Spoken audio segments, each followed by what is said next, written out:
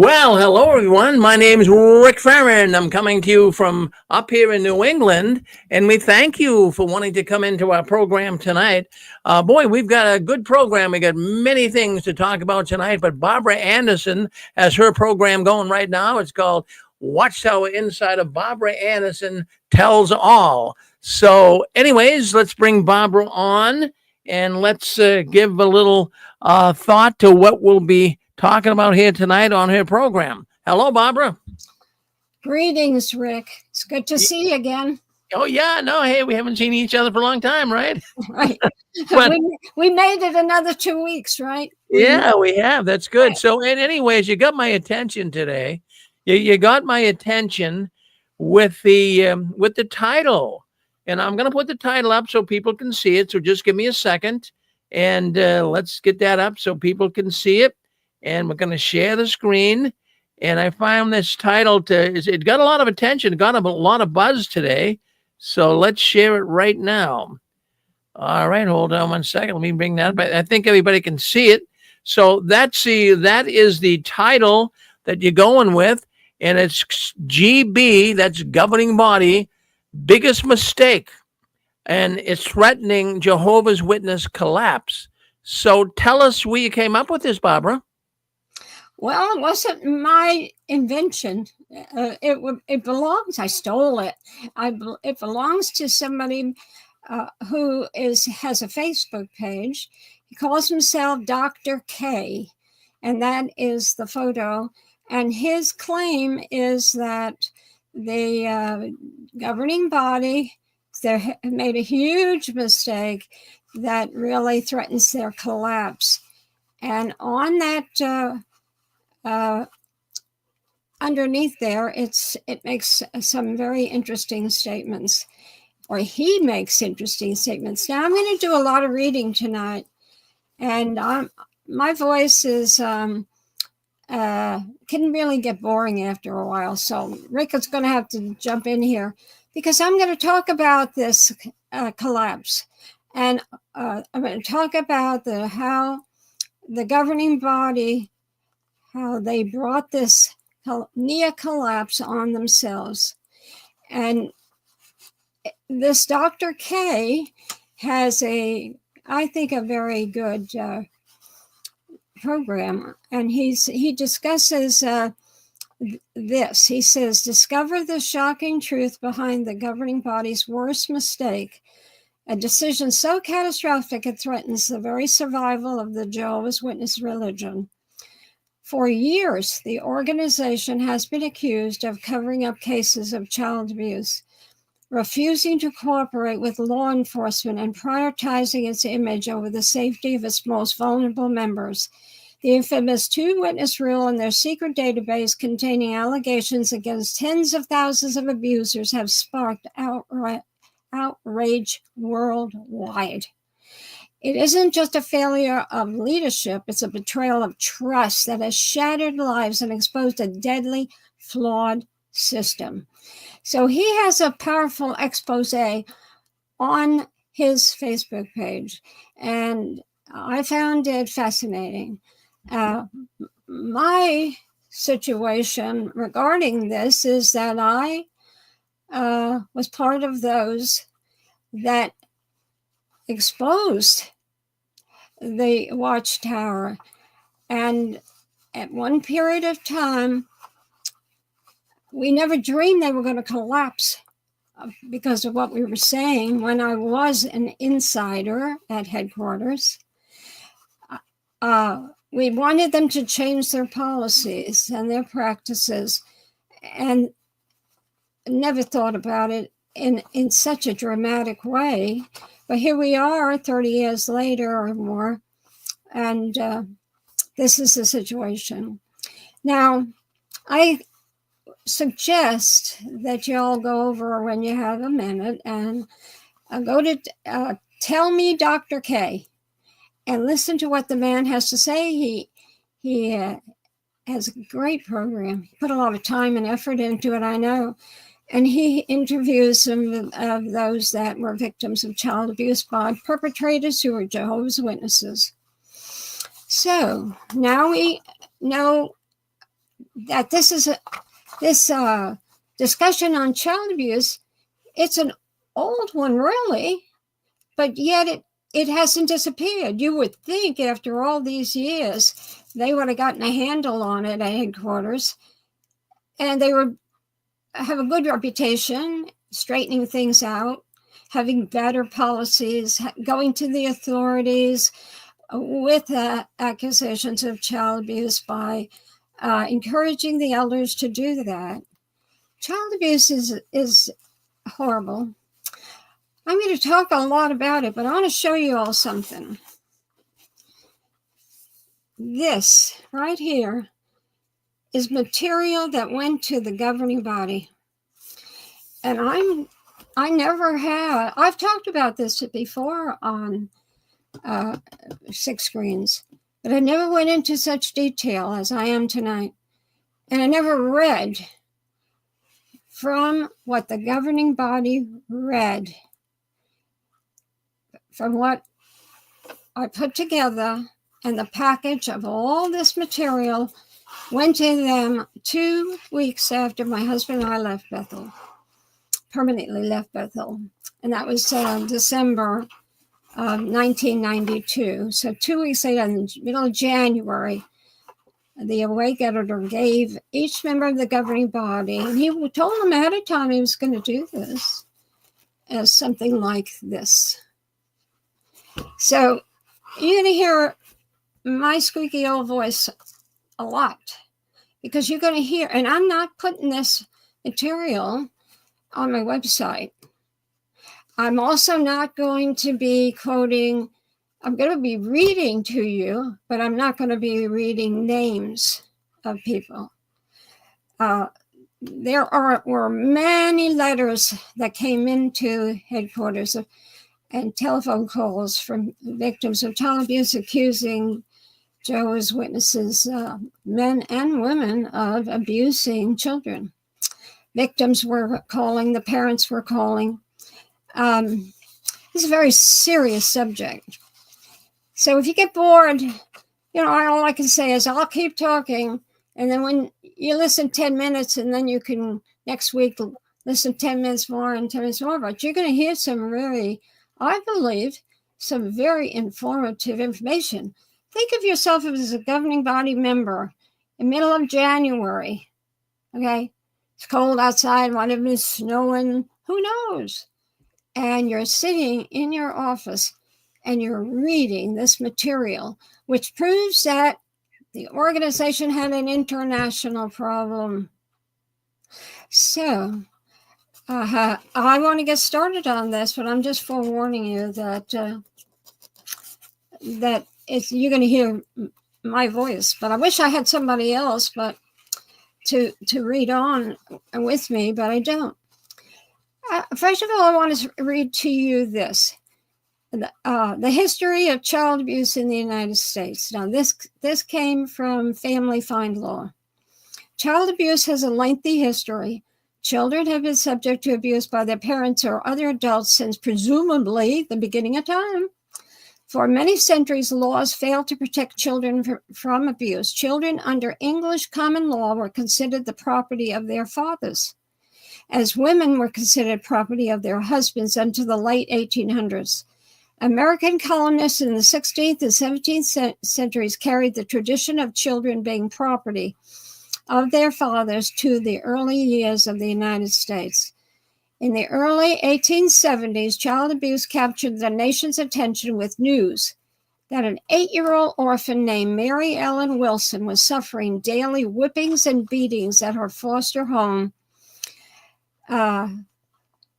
with no organization in existence to protect abused children. The orphan's plight, now listen to this, fell to attorneys for the American Society for the Prevention of Cruelty to Animals.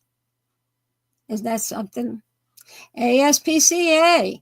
That's who had to look into this when the accusation of parents not protecting, adults not protecting children. These attorneys argued that laws protecting animals from abuse should not be greater than laws protecting children. I want to show you, I hope you can see this. I don't know that you can. Let's see if I can get it in. That is Mary Ellen Wilson. Okay, let's see if we can get it closer. Mary Ellen Wilson's case went before a judge who convicted the foster mother of assault and battery and gave her a 1-year sentence. More significantly, the orphan's case generated enough outrage over child abuse that in 1874, citizens formed the New York Society for the Prevention of Cruelty to Children. Child abuse captured the country's attention again in 1962, when an article appearing in the Journal of the American Medical Association described symptoms of child abuse and deemed child abuse to be medically diagnosable. Within 10 years, every state had statutes known as mandatory reporting laws. Isn't this interesting? See how far back, but it doesn't go back far enough, that the mandatory reporting laws appeared. It required certain professionals, such as doctors and teachers, to report suspected child abuse to state child protective services agencies or other proper authorities. A 1974 federal law, the Child Abuse Prevention and Treatment Act, CAPTA, further bolstered efforts to eliminate child abuse by funding programs to help individuals identify and report child abuse and to provide shelter and other protective services to victims. However, child abuse continues despite these and subsequent child abuse prevention laws. Just think about this. It took so long to protect children generally from adults. However, those that put these laws into action, those who tried to protect children, they weren't religious, you know? These were people who cared. Now, does the Watchtower care? Does Jehovah's Witnesses care? If you said, well, I'm not sure that, listen to what I have to say. Listen to the evidence and how they tried to push the blame everywhere but on those who were members of their religion who were molesting children. They cared more about the religion or, they didn't want reproach on their religion. So he didn't want anybody to know that some members in the religion were molesting them. So child abuse is more common than many people care to believe. In the U.S. each year, more than 3 million reports of child abuse are made, which involve almost 6 million children. Each day, 4 or 5 children are killed by child abuse or neglect. Children whose parents abuse alcohol and drugs are 3 times more likely to be abused and 4 times more likely to be neglected than other children. And we know for a fact that heavy drinking in Jehovah's Witness organization is everywhere. It's like, I can't do this. I can't do that. The Watchtower says I can't do this. I can't do that. The Bible says this. And morally, we have the straight and narrow. But how many Jehovah's Witnesses and elders drink heavily? We know that. We are absolutely positive that. I saw that at Bethel myself. I'm not saying everybody is alcoholic or a heavy drinker, but this is not prohibited. So, in moderation, right? So that's the point here.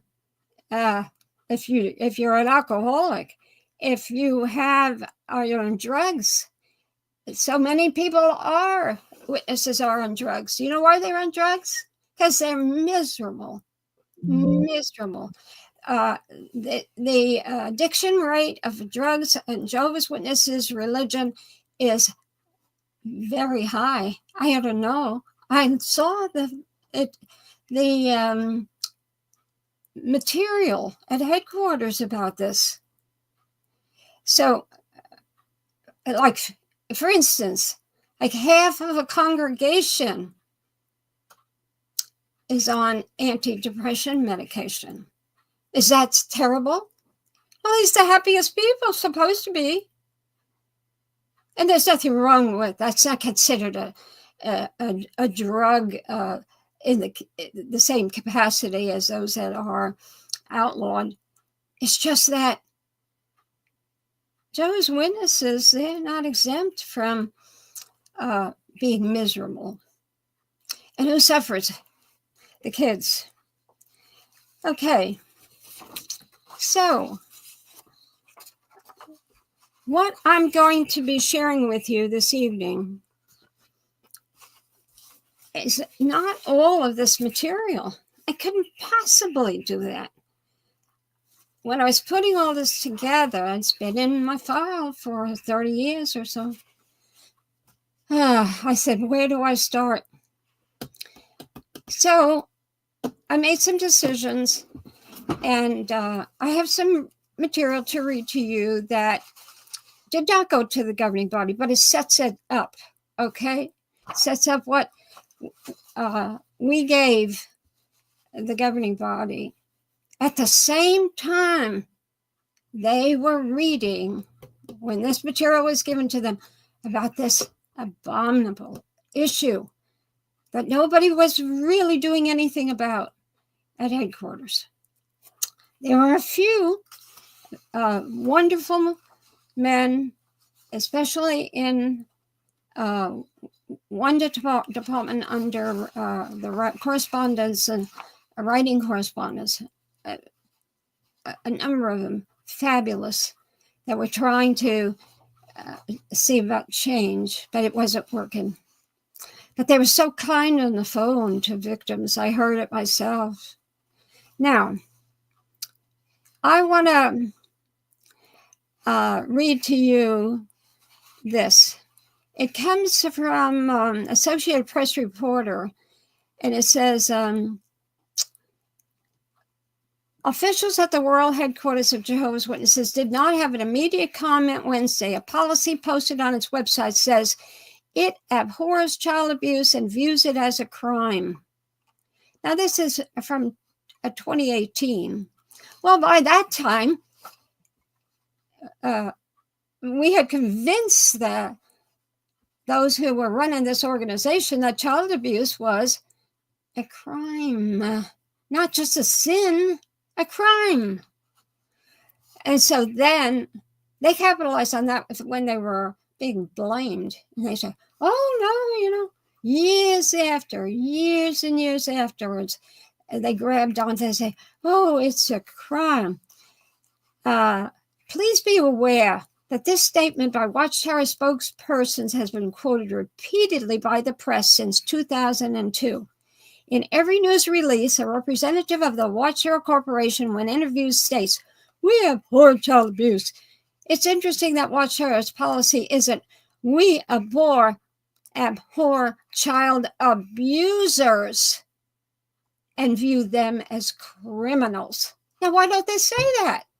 I can't for the life of me think of why they can't say we abhor child abusers. The question arises why? Because maybe by using the theological claim that there has to be two witnesses when there's an accusation of wrongdoing, which in the case of child sexual abuse, there usually is only one witness, the abused child, the result is protection of the accused, who is not abhorred, but shielded by the religion's officials.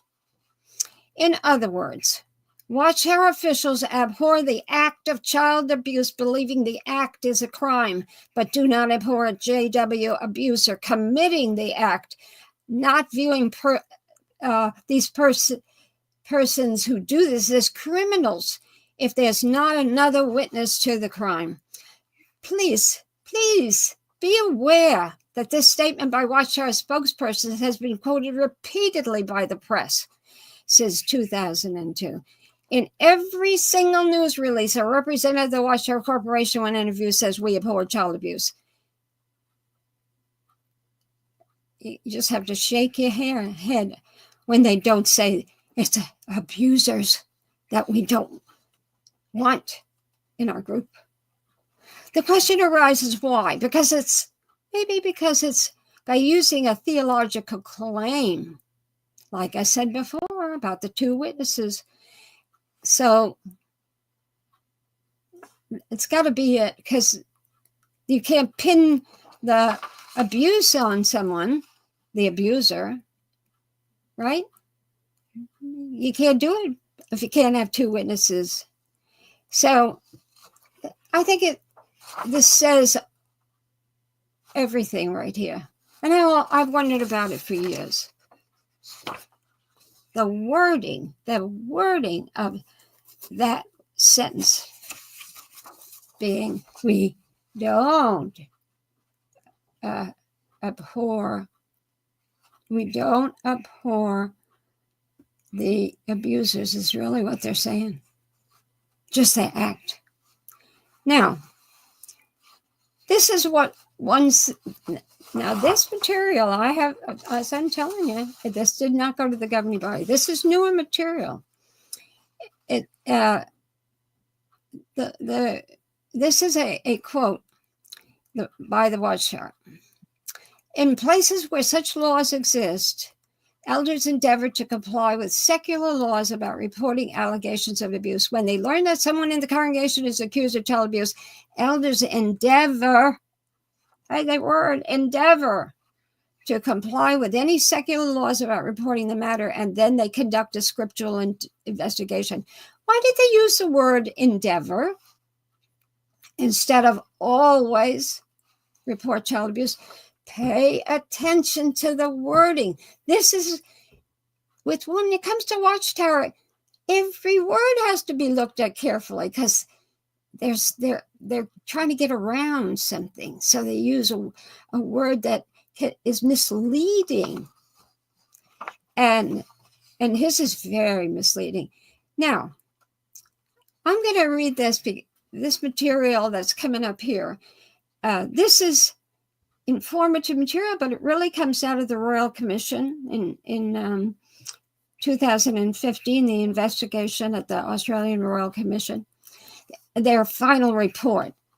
Okay, their final report says it all.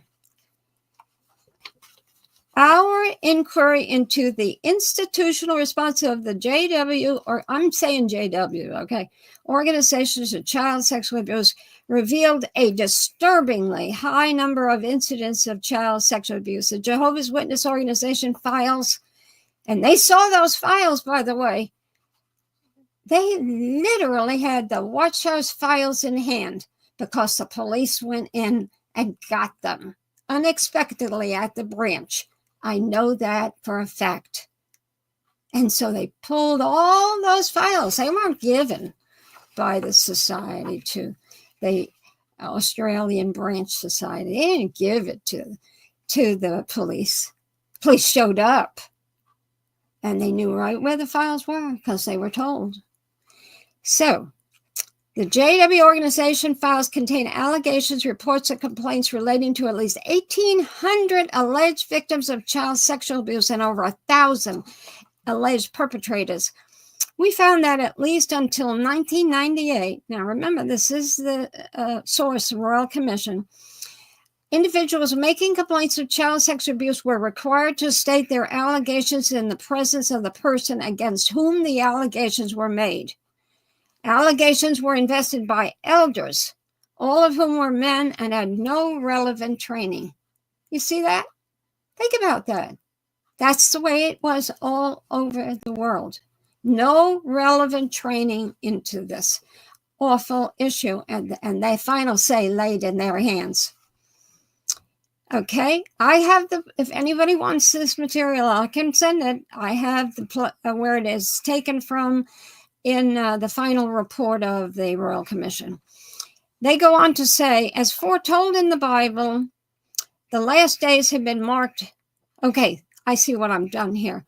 This is a letter from it's under it. A letter from the Brazil branch to the governing body service committee at World Headquarters of Jehovah's Witnesses. As foretold in the Bible, the last days have been marked by individuals with wicked attitudes that go from bad to worse. This is seen in the rise of the number of cases of child, let's call it CSA, okay, reported in our branch territory.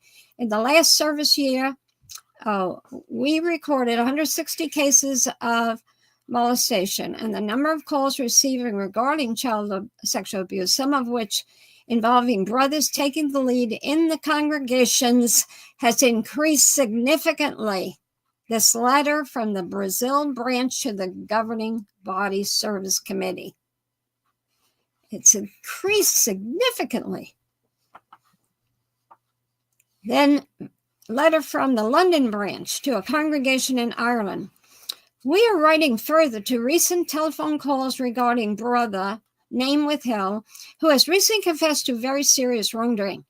As stated on the phone, it is necessary for certain restrictions to be applied and certain steps taken in the interest of child safeguarding.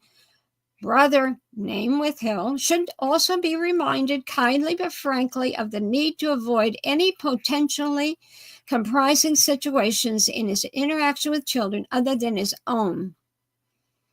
Brother, name withheld, should not be included in a field service group that includes minor children other than his own. Letter from the London branch to a congregation in Ireland. And that's the counsel that was given to that congregation. He should be reminded kindly but frankly of the need to avoid, doesn't that just make you sick? So, the Australian Royal Commission, who investigated all institutions that work with children, including religious organizations such as JWS, found that since 1950 to 2015, there were no less than 1,800 victims of abuse perpetrated by more than 1,000 persons. Okay, and it's kind of repetitive. And to add insult to injury, up until 1998, the victim had to face their abusers as part of the Jehovah's Witness judicial process. That is awful. In fact, it says at least 1998. This information, which came out of the Australian Royal Commission, the information came from the Watchtower Society to them that the victims had to face their abusers till 1998. No. It was actually later than that, much later than that. 2016 is really where the demand that the abuse victims did not have to face their abusers. And this came out of a Canadian case. So, in view of the foregoing of what I just read to you about from the letter to the British branch, they still use the word brother in there, who was involved in serious wrongdoing. They call him a brother that involved children. So the website Avoid JW, where it was doing this part, that's where this came from. And they discovered that the secular authorities took the children into care the letter from the British branch to the congregation in Ireland was very demanding that something needed to be done about this brother. So the authorities came in too. So who cared more? Who cared more? The religion we belong to, the one that we slaved for, so we could get everlasting life. Did they care about us? Did they care about our children? Do I sound ugly when I say that? Do I? No. It was a fact. And that fact caused me to go forward when I was at the headquarters and start the ball rolling about stopping the way that the Watchtower was mishandling and do it right. So that was in 1992, so long ago. So in view of the foregoing, it's evident that the witnesses have a serious problem. It's all over the world. Only congregation elders have authority to deal with the abuse, despite the fact that in many cases, the perpetrators are elders. Sad, isn't it? So, the Royal Commission stated, we found that in deciding the sanctions to impose and or the precautions to take in relation to a known or suspected perpetrator of child sexual abuse, the witness organization had inadequate regard to the risk that the person might re-offend. Alleged perpetrators of child sexual abuse who were removed from their congregation as a result of allegations of CSA were frequently reinstated. We found no evidence of the witness organization reporting allegations of CSA to police or other civil authorities. Yeah, they found no evidence. Well, I don't think anybody listening here tonight will defend the Watchtower. What I'm doing is I want you to turn the clock backwards with me and hear what went on. I think you're going to be surprised that it wasn't over what you think it was. So there's so much more here, and I don't want to keep on going on and on reading all of this material, because we all agree. I mean, there's material here about a new law. On April 5th, 2017, a new law was signed in Brazil that deals with protection of children and adolescents. The law will become effective in April of 2018. And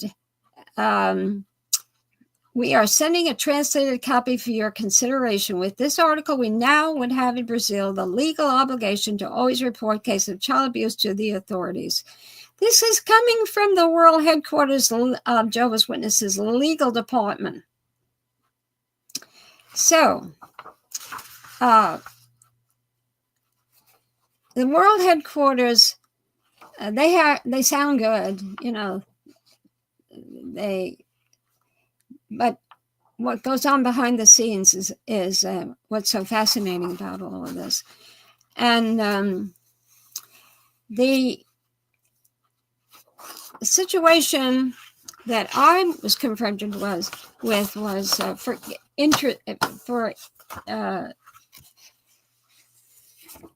for your information. I was learning about the child abuse situation in 1991, the end of the year, and there was in Boulder, Colorado, a member of religious group arrested in sex attacks on 6 members of congregation.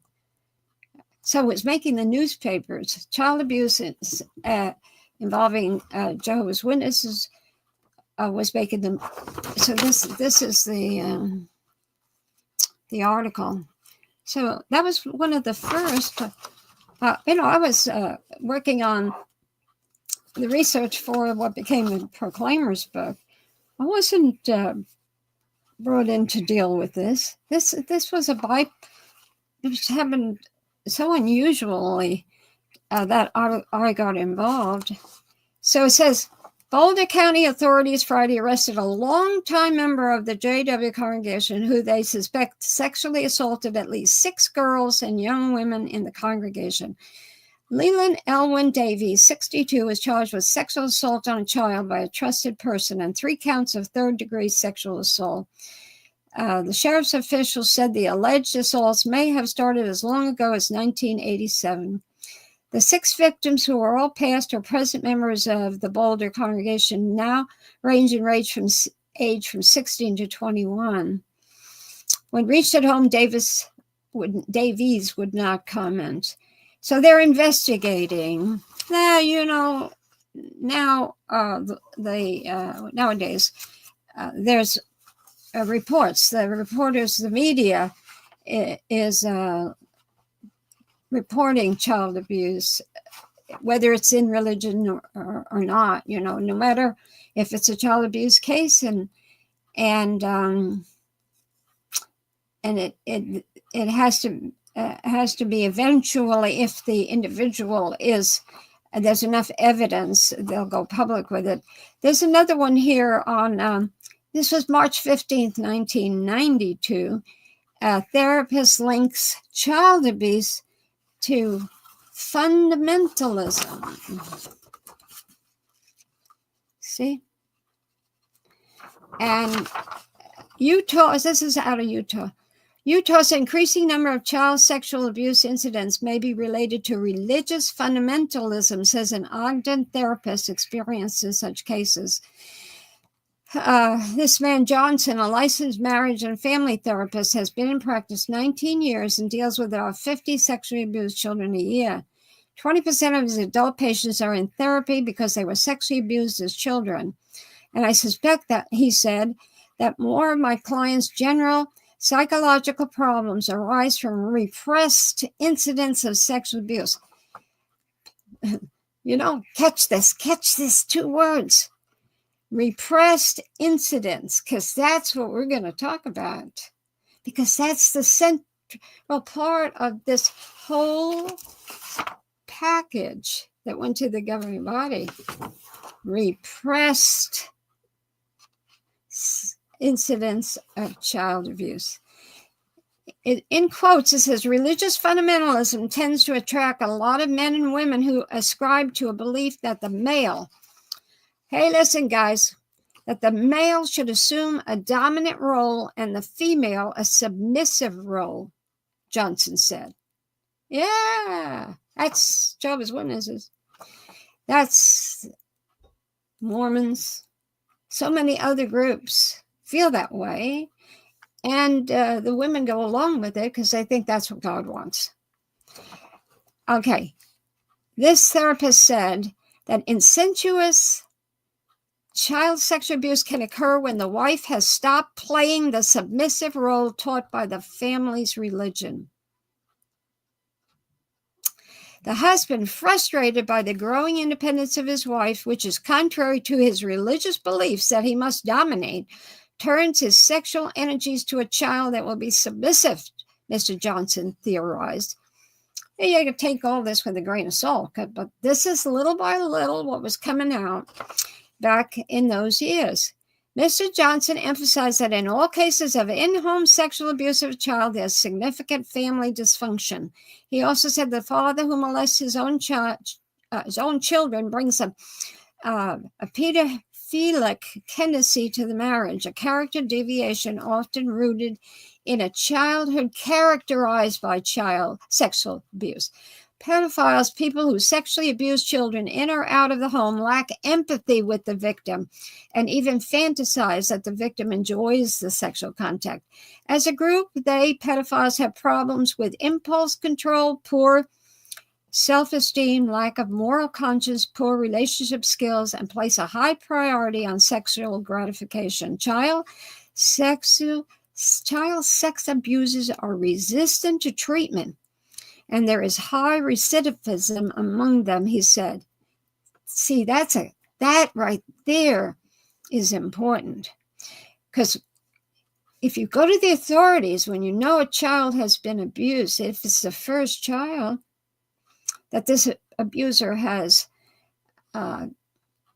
abused, then you stop the second one or the third one.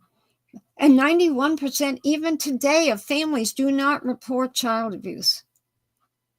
because they don't want the reproach that the neighbors will think on the family or the father or the mother or the grandparent that is the abuser.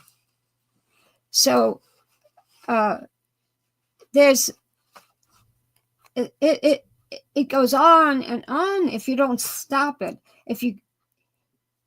Johnson said he was not aware of any data that supported the perception that Utah had a higher than average rate of child sexual abuse. The perception may exist because Utahns regard themselves as so family-oriented in the positive sense that reports of child sex abuse have a greater impact. While saying that Utah's sex abuse is not greater than other states, Johnson expressed a strong belief that the rate of increase in Utah is keeping up with the national trend. So back in 92, it states, in quotes, family services investigated only about 300 cases of in-home sex abuse in 1982. The figure for 90 was about 1,870. And I'm seeing more of it in my practice, he said. So that was the Utah figures. So it was increasing, rapidly increasing. And we're not here to discuss societies or the reasons that this is happening in society today. Now, we're going to get into here the topic of dissociative disorders. When I was in the writing department, this is the topic that I was introduced to. Really I didn't have any firm knowledge on all of this. The other name was repressed memories. I think I saw one TV program, I think it was on CBS or something like that years ago, that discussed repressed memories, but today they call it a dissociative disorder. In the medical books. Now, there was a lot of arguing that people were lying when they were older, and all of a sudden they said they remembered being abused as a child. Well, it was quite a topic in the 90s. And there were a lot of people who said, nah, that's not so. So anyway, here is a January and February 1992 Psychology Today article from their magazine, very highly respected journal. How trauma changes your brain. That fits this. It discusses brutality, war, certain situations that are so traumatic, and it changes your brain, and you don't even realize it. And so it said that, gave an example of a woman who she keeps seeing certain things in her brain and didn't understand why. And she sees a fleeting shadow out of her field of vision. I hear the crunch of leaves or a car whizzing by, and it starts again. She's a 38-year-old advertising executive who was brutally raped on the sidewalk in front of her rural Ohio home one moonless fall night. And this is 8 years before 1992. She feels it. She feels what happened to her 8 years later. She feels the knife cutting into her throat by the rapist. She hears the twigs snapping around her that sent her into a sweat. And then it goes into, that's one experience. Then it goes into men in war and what happened to them, and airplanes that were hit by another a gun's in another plane. And so forever they relive it. So that what the article says there, how trauma changes your brain. There have been many studies on dissociative issues. It says in the article, it gives all kinds of experiences here, veterans, so forth. It says post-traumatic stress disorder is a new name for an old phenomenon. So remember, this is 92. Whenever there's been a major disaster or war, you see a wave of descriptions of the same problem, says Dr. So-and-so and so-and-so. And that was an early clue that suggested there might be underlying neurological changes resulting from trauma. The persistence of these symptoms over several decades was evidence that they were long-lasting changes, doctors said. By the 1980s, evidence from studies with laboratory animals was pointing to a specific site of those brain changes, the noradrenaline system, which rouses the body for emergencies. Trauma seems to reset the brain's noradrenaline system, making people prone to adrenaline surges even decades later. Such surges can be triggered by anything resembling the original trauma, or they come out of the blue. They can come out of the blue. What I'm doing here is giving you evidence of studies being done, because during the past 30 years, there have been pros and cons against people coming forward, and years later, they're experiencing trauma as if it just happened to them then. And they don't understand why. It's very interesting. The article can be found through the internet, and says millions of Americans endure intense trauma each year.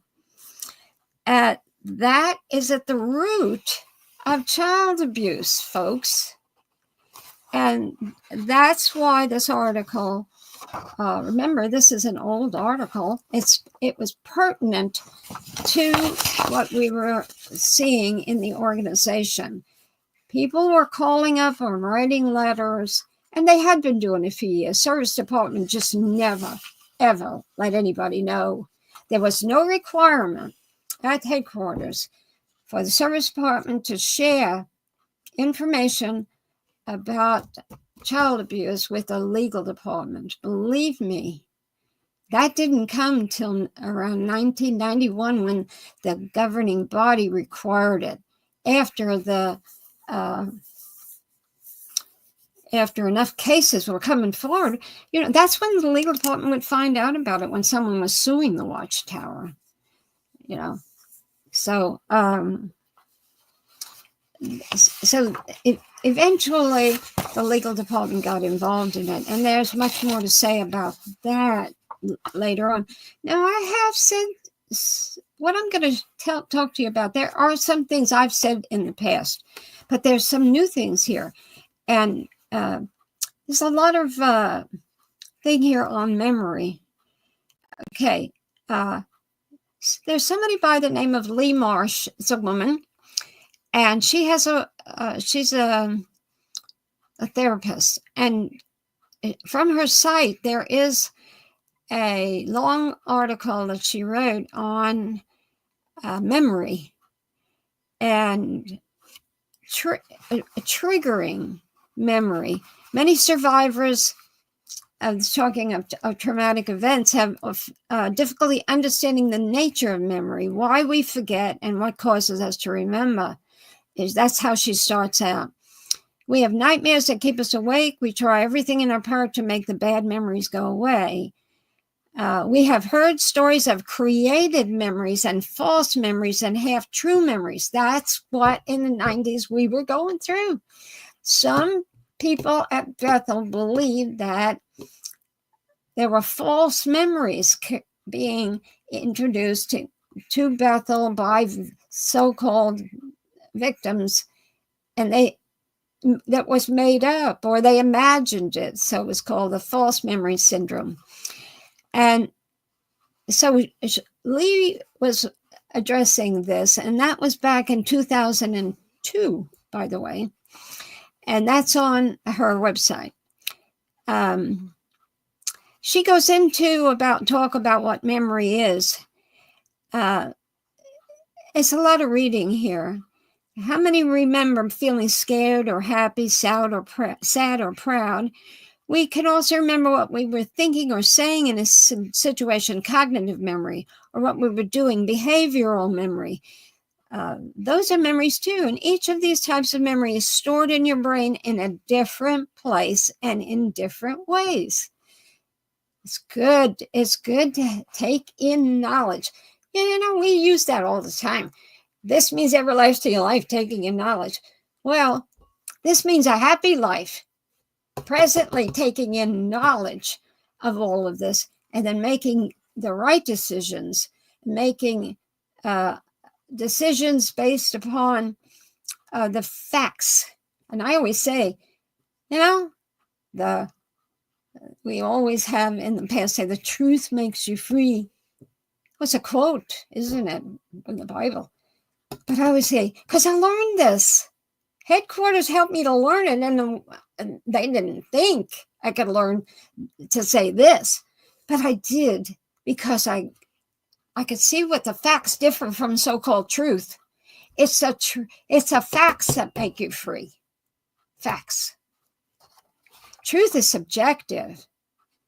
And if you don't believe me, look it up. Okay. Triggering one of the sensory memories will usually trigger the other parts of the memory. Then she goes on to give some, the smell of cod triggers a picture, visual memory of us walking into a fish store and that was filled with huge tubs packed full of water and fish, and how you remembered with your emotional memory. If you're a kid, you feel sad for the fish. How could they breathe? And there was so many other fish. That's a cognitive memory. I think this is great to understand that we got all of this going on. So in most cases, one piece of a memory will trigger the next piece, and so on until you have the whole memory. Sometimes the most people have experienced concerning memory is called tip of the tongue phenomenon. This occurs when you're trying to remember someone's name. You can see their face. Oh, that happens to me all the time. I can see their face, and I even remember where I last saw them and what they were doing, but you can't remember their name. And we always blame it on old age. It's just my age. I can't remember their name. And then you work on it, and all of a sudden it comes through. It's an excellent example of knowing that you know something, but are not being able to access the part of the memory you want, even though other parts are recalled. The more you try to remember, the harder and more frustrating it becomes. Most often, if you forget about it and start talking about something else, a name will pop into your head. I just said that the other day. I couldn't get a name. I was talking to someone on the phone. I said, I have to just wait a while. It'll pop into my head. Sure enough, it popped in my head when I least expected it. And then when I was reading what Lee wrote here, the expert wrote here, I said, oh, that's what happened. So she writes, years ago, a Dr. Penfield in Montreal discovered that the brain stored memories in different parts. In some of his research, he was able to map out which parts of the brain were responsible for different kinds of memory. He discovered that when something happens to us, we do not put the entire memory in one place in our brain and label it as memory of learning to ride bike, for example. Each part of the memory is stored in different places, which actually means that there are many pathways to a memory. For example, when learning to ride a bike, various senses are used to learn this skill. Almost any one part of that memory has the power to trigger all the other parts, or only a few, or on rare occasions, none. Yeah, we've all had that happen. I have. You learn a skill like riding a bike, and years later, that memory triggers all the other parts of the memory of that time. Now getting to abuse survivors. This is what happens to a lot of abuse survivors. One part of the memory gets triggered and nothing else. For example, I might smell cod fish and start feeling anxious and not know why, because none of the rest of the memory gets triggered. So I'm left feeling anxious and not understand why am I having that reaction. So she remembers being in a fish store and feels sorry for by smell. And she says, I'm left feeling anxious and not understand why I'm having that reaction. By not being able to make the connection and not understanding the nature of memory, I might start to believe that I have an anxiety disorder. By being able to connect the anxiety, I can begin to connect the rest of the memory by trying to find the other parts of the memory. This should be done, or it would be best to be done if you're trying to trigger a memory. Try to do it with a therapist who understands the nature of repressed memory, especially if there's a history or a suspicion of abuse. So she says, when I went to college, there was a candy factory across the street from the building where I had to go for some of my classes. One morning, they were making something that smelled like coconut cream pie, a good memory of a special candy that I loved as a child, but it took me almost a whole semester to remember the connection to the candy. For a long time, I went into school every morning, and I was the only one smelling coconut cream pie. The smell had connections with going to school. So I didn't need the smell anymore to make the connection. School was enough to trigger the memory of the candy. So I hope you understand that. I really do. It wasn't complicated when you read this, but it seems so complicated when it happens in real life and it's to do with trauma. Okay. Now, I was being introduced by certain people at Bethel in the writing department about child abuse in the organization. So the subject was multiple personality disorder. There were letters coming in about this. And the writers, generally speaking, were at a loss to dealing with this, especially when Theodore Jarris said there wasn't any such thing. And it's a fake thing. So on July 10th, 1992, I turned into the Awake editor an article on multiple personality disorder. You know what that is, everybody? Multiple personality disorder. It's some people have 2 or 3 personalities and they switch. It's called MPD. It also in the 90s was really a topic that we were hearing about a lot about this. And there were those in the organization who were claiming that they had this. And I actually talked to a few of these people. So it just depended what the circumstances were. Well, who were they at that time? That seemed really like it's made up. So we didn't have any experts at that point in the writing department on MPD. Some people had 28 personalities. I remember them talking about this. So I was asked to, at this point, I was already doing some writing for the writing department. In 92, that I believe that whole year I was doing, my part was for working on the Proclaimers book was over. So I was working with the Awake crew writers. And so I was asked to put together an article on multiple personality disorders, which I did. you're going to see this is actually the way that the writing department writes their articles. This is this is before, of course, it goes to the factory for printing. Then okay. So after I did all my research, and we didn't have internet, we had to get books out of the library. And there was one man, Cyril Alcino, that every Wednesday he went into the city and to the big library there, 42nd Street. And the writers all gave him an order of what subject they're working on and the kind of books they wanted on it.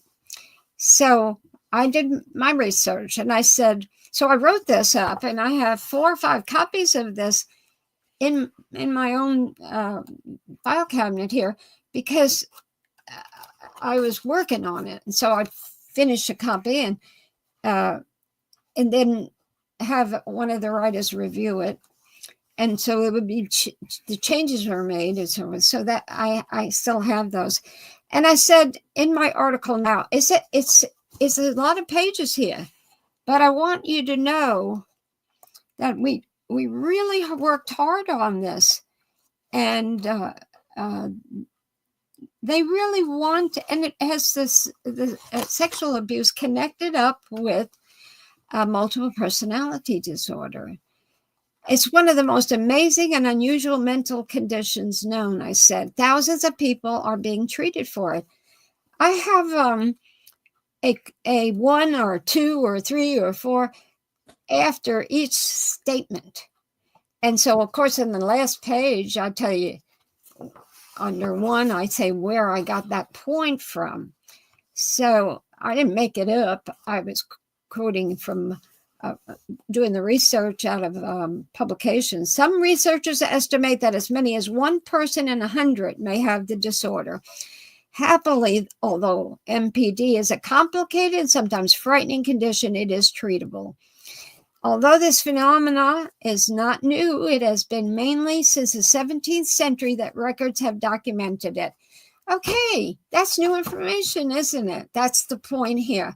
We're learning together. I learned all about this.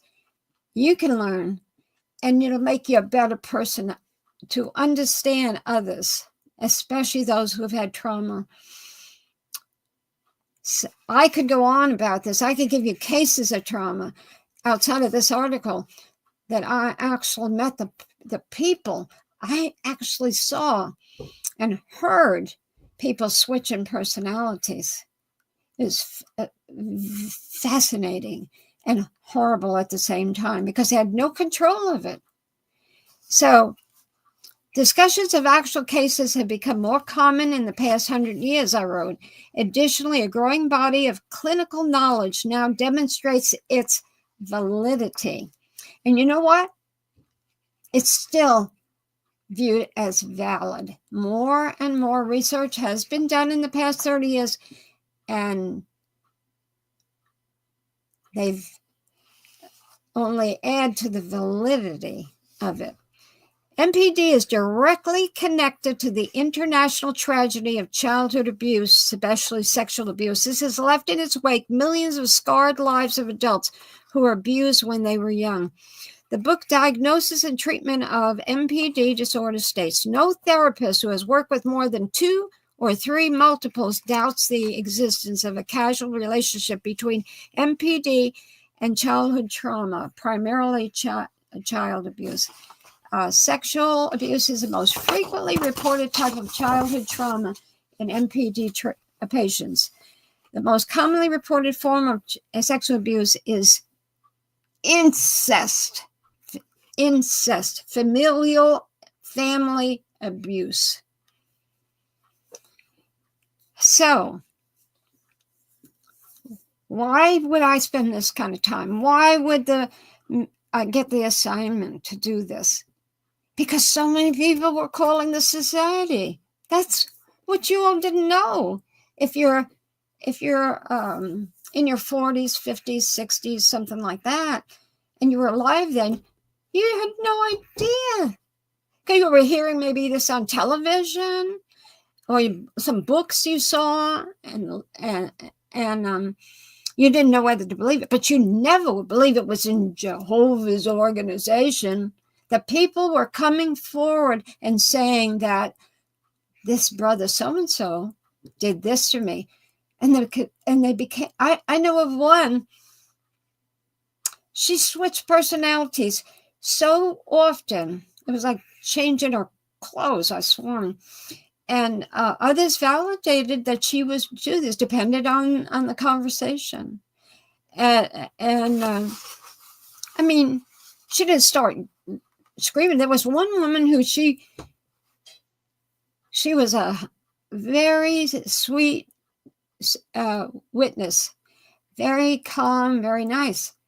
In front of it happened where it was reported to Bethel by an elder.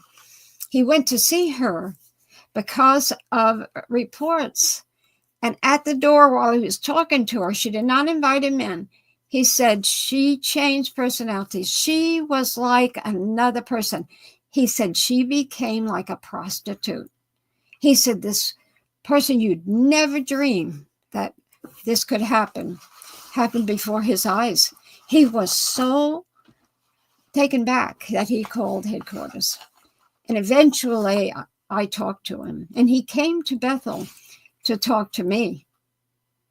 And so people like that were instrumental in validating this. It was happening in the organization. And see, I was working on this article.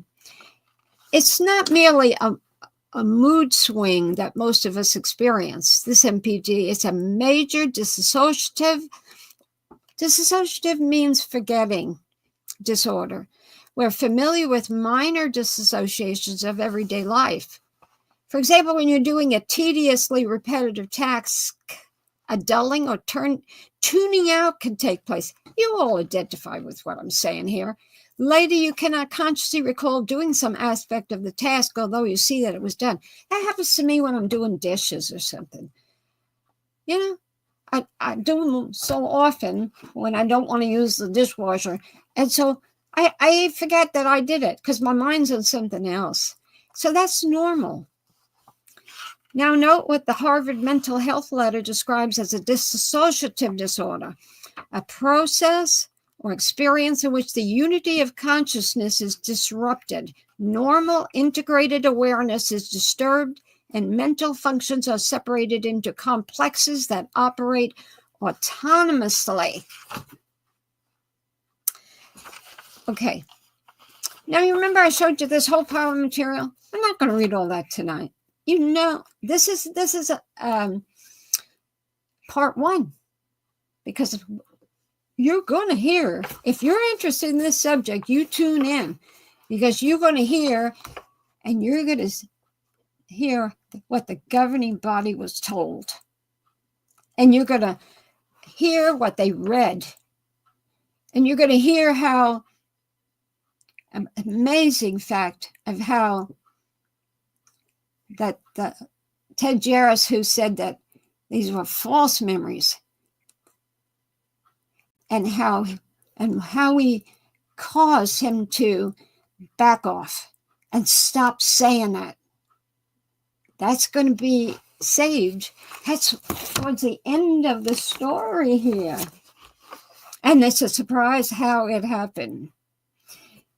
Okay.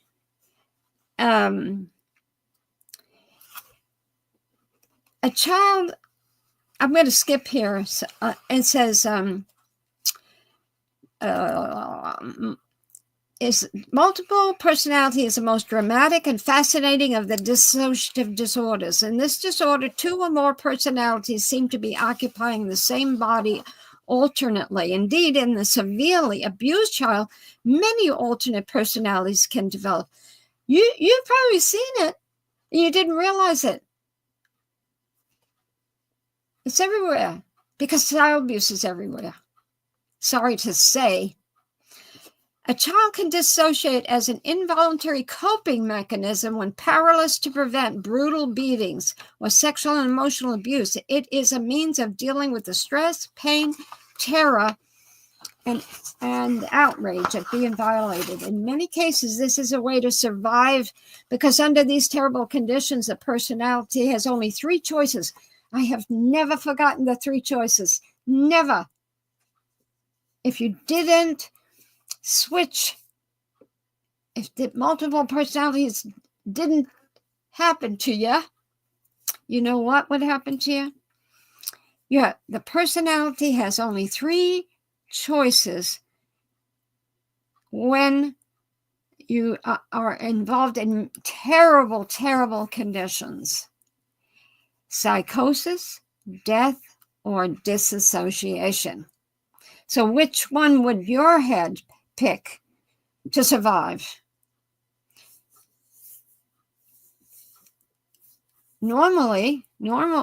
So many normal people. Now, there are those who commit suicide under traumatic child abuse. Eventually, or they're insane. So it's insanity or psychosis. It's insanity, death, or dissociation.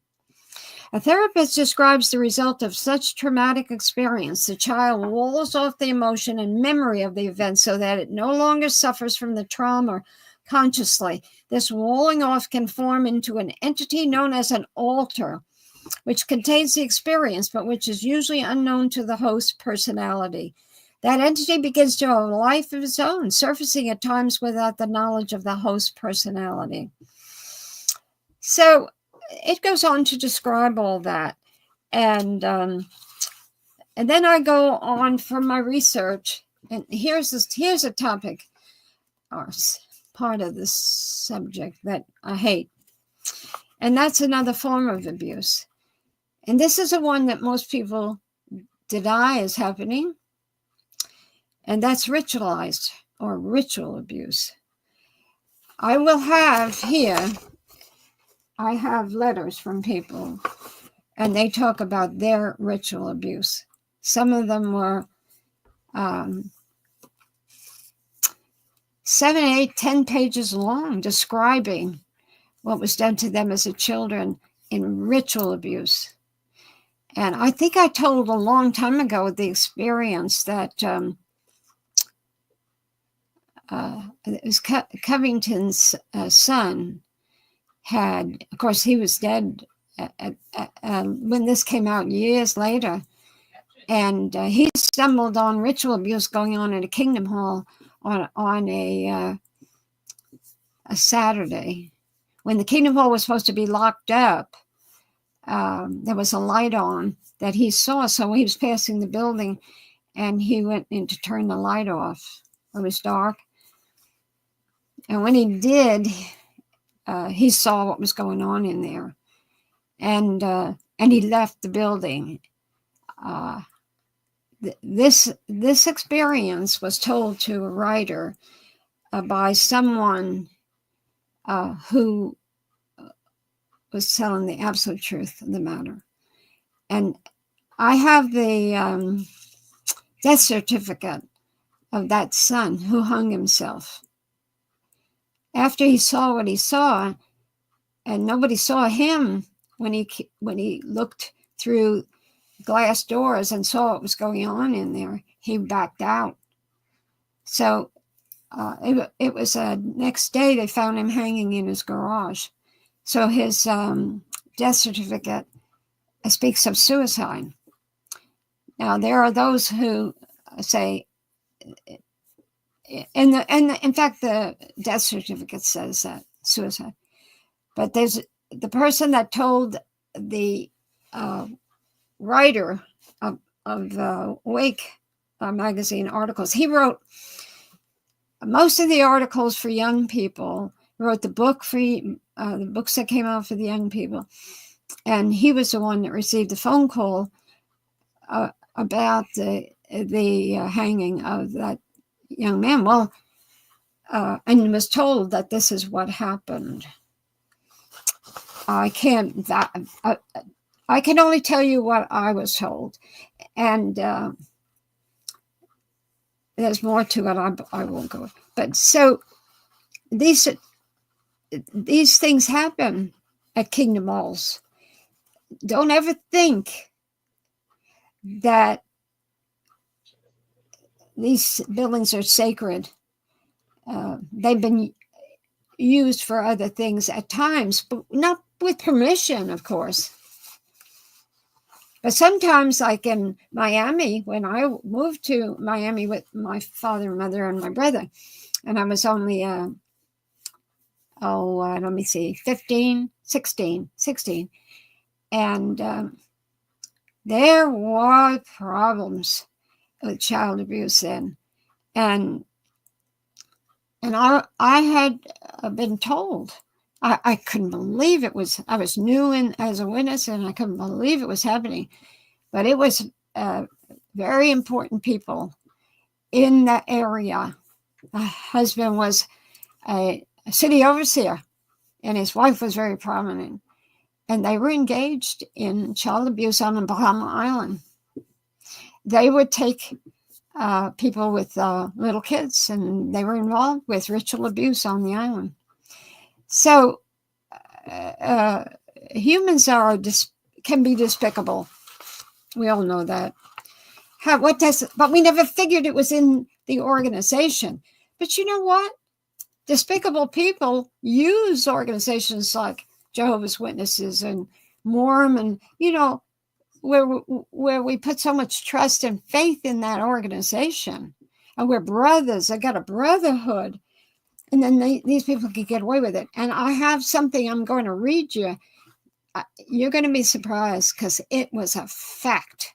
And I have the letter that was sent to the Watchtower Society. I have a copy of it, where the man talks about murder, the murder of people who found out about Jehovah's Witnesses, infiltration of very bad people in the organization in Canada at one time. And this was around the mid-90s. And so the Watchtower Society, those in the service department, they got all kinds of letters like that. It's all in their files. But it's an institution of people, and people are not always behaving well. So it says a therapist describes the result of traumatic experience. The child walls off the emotion and memory of the event so that it no longer suffers from the trauma consciously. The walling off can form into an entity known as an alter, which contains experience, but which is usually unknown to the host personality. That entity begins to have a life of its own. Another authority on MPD states the development of MPD has to do with continuing abuse and lack of nurture. So if you beat your kid regularly, and many, many people do. I have interviewed people. I have talked to people. I would have been talking tonight if the woman wasn't sick about how her father, an elder, beat the tar out of her all the time, and his wife.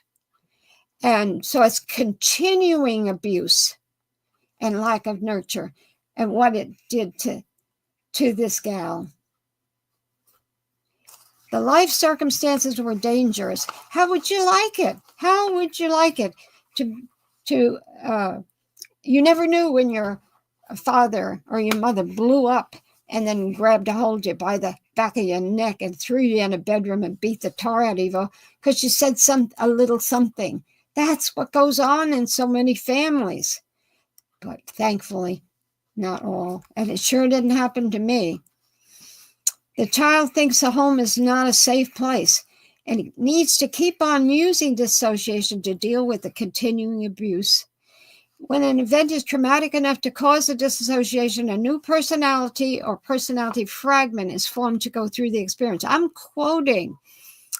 I'm not writing this from my own knowledge. All of this is quotes that the back of the article has from where I'm quoting. And plenty of information on all of this. The way brains operate, there is no better method to deal with traumas. The closest the brain can come to erasing a memory is to become amnesiac to what just happened. That involves creating an alternate personality and settling it behind an amnesic barrier. So yeah, it's like you have amnesia that didn't even happen, which forms immediately and blocks all information about the traumatic event. And the horrifying accounts of abuse to children involved in ritual abuse, satanic ritual abuse or otherwise, by a number of people are rather horrifying accounts of abuse to children. I also spoke to people who knew about this. One woman was in the winter in the mountains of her state, in freezing cold, where she took her 2 kids, and they had a tent. That one was horrible, horrible. When she finally escaped from all of that, she got in touch with headquarters. There were witnesses involved in this, and her husband was involved in this. And to protect her children, she ran away. And the writer at headquarters who was telling me about all as it was going on, he said he had tears in his eyes. He said, "I don't know what to do."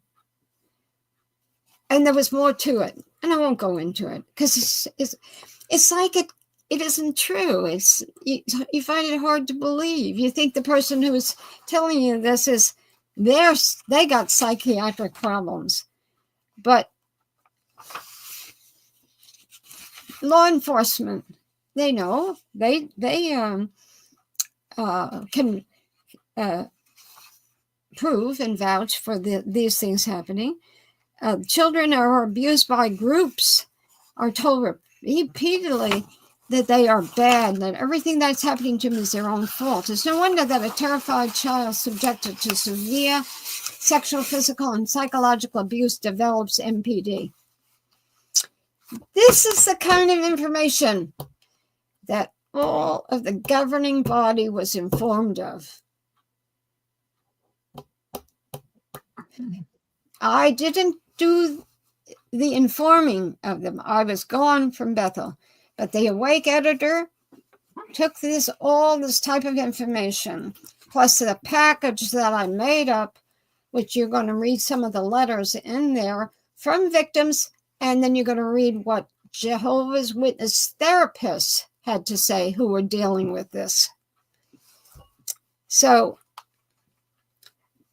these men had to deal with this, and it I don't know why, but it took a while for them to wake up. I mean, 5 years later, 1997, they finally come out with an article on Abhor What is Wicked. They said they wouldn't make anybody who was a known molester have any service privileges at all. But even that it wasn't always the case. It was the word known. What if they weren't known? Known by who? The authorities? See those words? See those catchwords in the magazines? And you're reading it from an angle that means, oh, that's never going to happen again. But that's not what it said. And then you have some witnesses who read into this stuff. They tell the authorities, or let's say the press. I have one where they told the press 100% wrong the information because they thought they knew what the Watchtower was saying. So there's so many ins and outs here. This is not simple. As many of you who are involved, who are listening and will be listening later on, if you can take it, that life is not simple. Just it's like what the Bible says, that life is full of troubles. And And we should be so grateful for if we had wonderful parents who protected us. But even people like famous people who became witnesses had problems in the witness organization and stumbled on some of this stuff and eventually left the organization. Those are things that nobody speaks about. And I sure don't give names. What? If I give names, I got to be careful. I didn't sign any papers that an NBA, that says I could not speak of this or names. I didn't sign any. Nobody asked me to sign any papers, so I'm pretty much safe. I can do this, but I still am careful about. I don't. Therapists, I don't tell their names. When you hear what some of the situations that you're going to hear, I'll skip their name. Just because it's the right thing to do under these circumstances. It's not them that's important. It's what the governing body learned and did nothing about. That's important. Okay. The abusers instill fear in the victim to control them and involve them in conforming to the desires of the perpetrator. Sometimes perpetrators in this group setting inflict severe, bizarre ritual abuse for the purpose of indoctrinating the victim into false religious beliefs and practices. Some find it hard to accept that ritual abuse exists, but recognition of the gravity and scope of this problem by law enforcement and medical authorities is now a reality. And a reality. And I have quotes here from those authorities. Do the traumatic experiences of abuse stay blocked? The Family Therapy Network or Journal reveals what can happen. Those incest survivors who dissociate during the abuse often block the events from the conscious mind for years, only to have them sometimes flood back into their memories with alarming suddenness. So although the child creates different personalities to cope with horror, later in life, pieces of memory begin to surface until in time they become fully detailed and accurate memories. And the average age of a male who was abused as a child who comes forward with abuse is 52. That's the average age for many, many reasons. And males are maybe ashamed to come forward. Women, we're mightily different than men about talking about this kind of stuff. But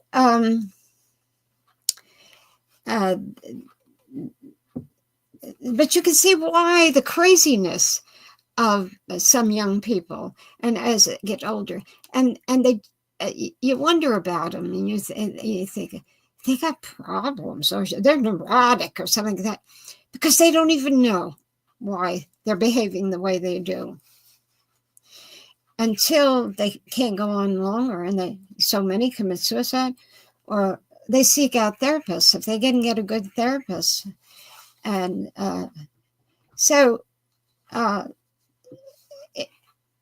why is it later in life that details start to come out? Because the mind's repressive mechanism begins to wear down over the years so that the powerful memories can no longer be restrained. Often they return when survivors are in their 20s or 30s, and the report of the Ritual Abuse Task Force of Los Angeles County, California cautions that memories that they express, however painful or frightening, should not be dismissed as hallucinatory fantasies. It is a treatable disorder. I go into that in the article. And how to cope with this? It's possible to cope with it if you have the proper help. Maria, and now I have a name here, but it's somebody just made up name, but it's a real person who told this. So I gave her the name Maria, who is now one of Jehovah's Witnesses, was raised in a quiet, respected, religious, middle-class family. Both parents were college educated. To any outside observer, they appeared to be a normal family, highly regarded in the community. Maria thought the same thing, but that family was really comprised of generational abusers. She had been subjected to incest, physical deprivations, torture, and satanic rituals from birth. I read a book while I was doing this. I read a book out of Canada. It was called The Dirty Little Secret. It was such a revelation to me. And it showed that children who are sexually abused constantly from birth up, the chances of them being abusers is tremendous. It's called generational abuse.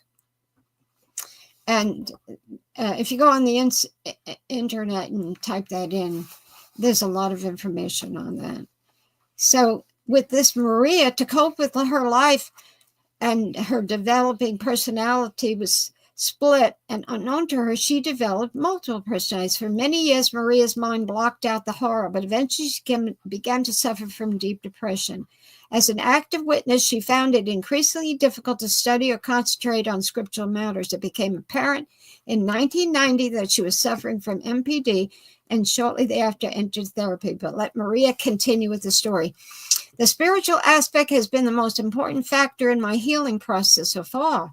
The support of my elders in the Christian congregation, the comfort of my friends, and the provisions from the governing body may have been crucial to my health, spirituality, mentally, and emotionally. Remember, this was to be an article in the Awake magazine. So she said the right things, but in her case, it was a help of the kind words that were spoken to her. And the fact that when she converted into this organization, that someone could care about her, that was the most important factor in started the healing. And many, many congregations have very, very loving people in it. We can't deny that. And she said the elders in her congregation, she said they were wonderful examples of caring people. And I met some of them. Wonderful. But did Bethel help? I'll tell you, there were 50 elders meeting regularly in Long Island from the New York City area. And they were learning about how to deal with child abuse. It had nothing to do with Bethel or a program or anything. They did this on their own. That's how much child abuse they were dealing with. So while I was there, I was told that when they found out, service department, when they found out, they put a stop to it. They didn't want them to get involved. Well, maybe they had a good point there. So there's pros and cons on both sides. I'm just giving you information, not my opinions. Okay. So I said, since I'm a witness, when I'm writing this, I talk about what survivors need to heal. And you know what? What I believed back then, it was healing. A new world was coming, right? And there were kind people to deal with. There's other things I said in here. And I give another experience of a woman who was abused by her father and her mother and other men since she was in diapers.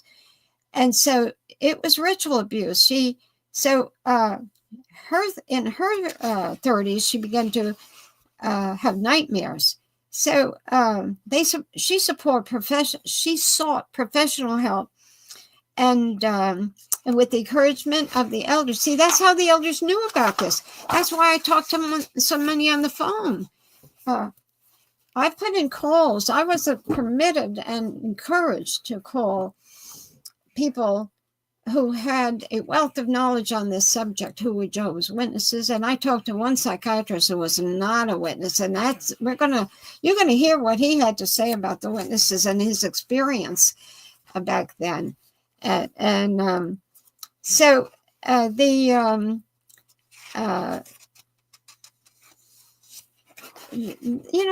we had a hope, and for severe, when you dealt with severe trauma,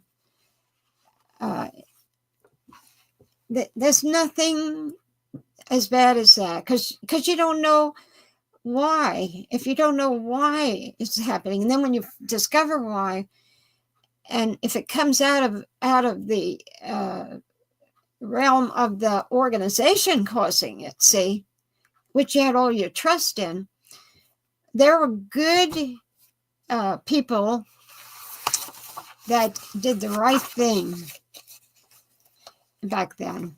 Elders who were loving and kind, but that doesn't mean that everybody's loving and kind. You ought to know that. So I'm not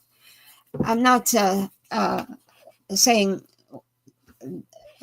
I'm not pointing that it's Jehovah's Witnesses are at fault, or not Jehovah's Witnesses. It's just circumstance. Now, what happened to this article was interesting. So I finished it on July 10th, 1992. And so it went through the routine of being read and discussed and everything. And then there were certain people that said no. Certain people who had the power to say no, and the teaching committee. And Jairus was one of them.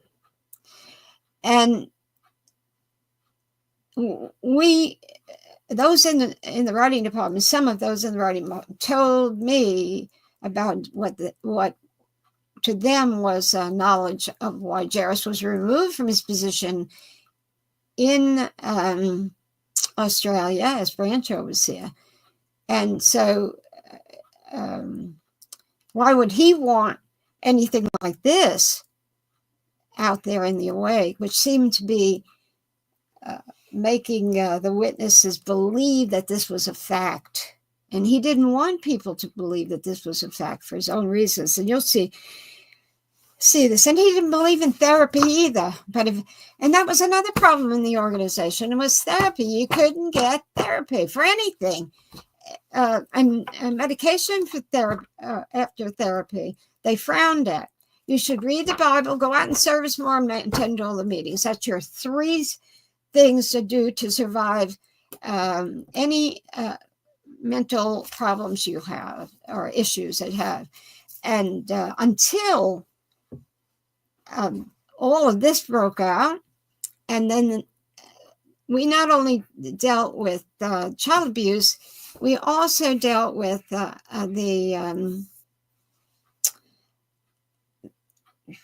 therapy. And therapy is widely accepted at headquarters. And in so much so, somebody told me not that long ago that half of Bethel was taking medication. Well, it's okay. It doesn't seem that God's that their beliefs rescue them, like they used to say. You couldn't do enough. If you had problems mentally, if you needed therapy, you were not doing what the Watchtower said and doing those 3 things. You weren't reading the Bible enough. You weren't. And this became such a big issue in time. So somebody writes here that the Jehovah's Witnesses pride themselves on using the rod. Oh my, yes. Now, I used the rod absolutely on our kid. I didn't use a little, because that was the way it was. And if you didn't, then you weren't a very good parent. So I'm going to read one more thing, and that's why I say there's going to be a part 2, part 3, part 4, because there's a lot of information here, and you're going to learn a lot. I know you are, because I learned a lot. I know what I got here, and it would be very helpful for you, especially if you have children, or you have yourself or your relatives who have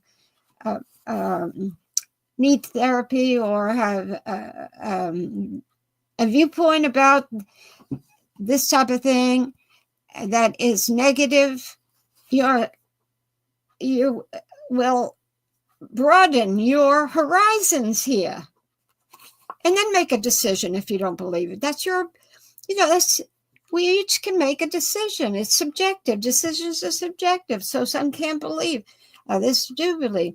Well, this is where the next step. This is what I wrote.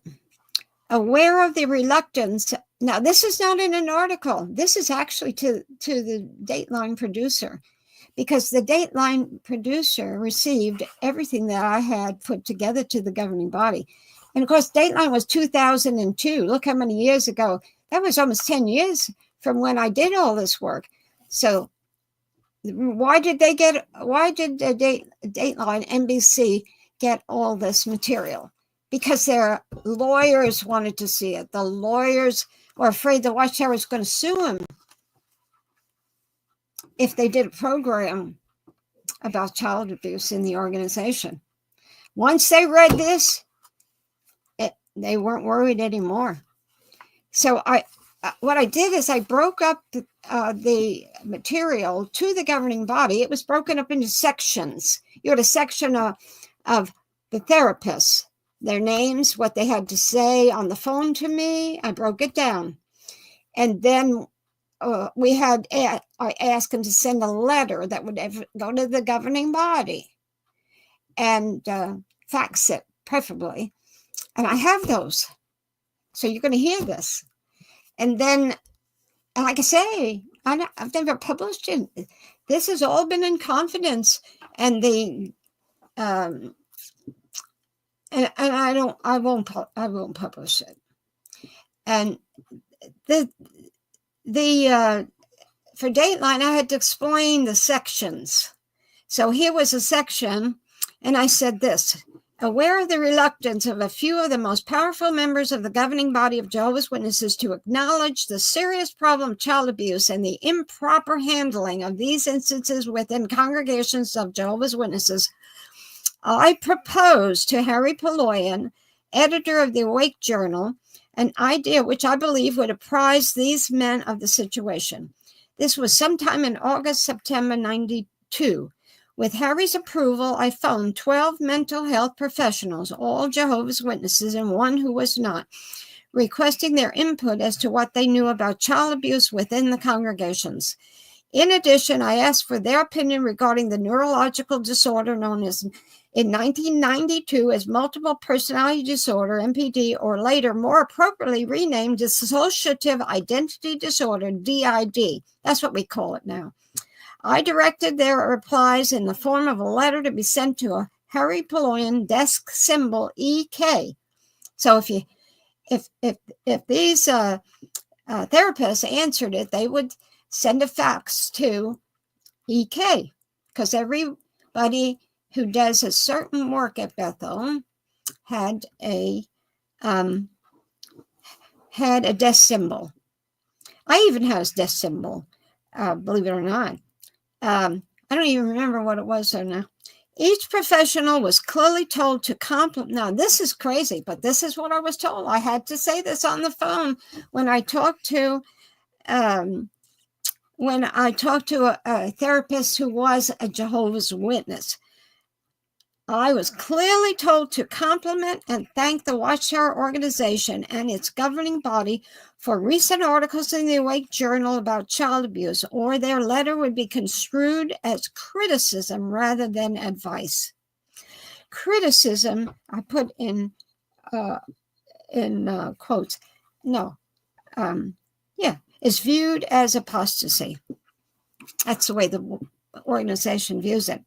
So I attached to this letter, on this one section, a synopsis of the phone discussions that I typed up and put in a packet of information to be given to each member of the governing body by Harry Poloyan. This was supposed to be done sometime in December of 92, after I no longer lived and worked as part of the Watchtower headquarters staff in Brooklyn, New York. Actually, it was done 2 weeks into January, because we were going to go home in the middle of December because we had vacation days that we could have just used, but we stayed around so we could go for our vacation days to use them up. We went touring. Joe and I went touring in New York, New York City, to see the sites. That would be probably the last time for a long time. So, so we still were there. Why did we want to leave before they got it? Well, I'll tell you. Ted Jarris did not know that I was doing this work and that I knew all about this. He didn't know. And I knew he would find out. When he got the package, I just knew he would. And because he would ask questions. And so I just thought that, knowing how he thought, and we did know how he thought, he would figure out how to get me disfellowshipped at Bethel, and then nobody would believe me. And I couldn't take that chance because I was so disgusted. You know, I loved the organization. I loved the message. And the people were great friends, but I couldn't live with this.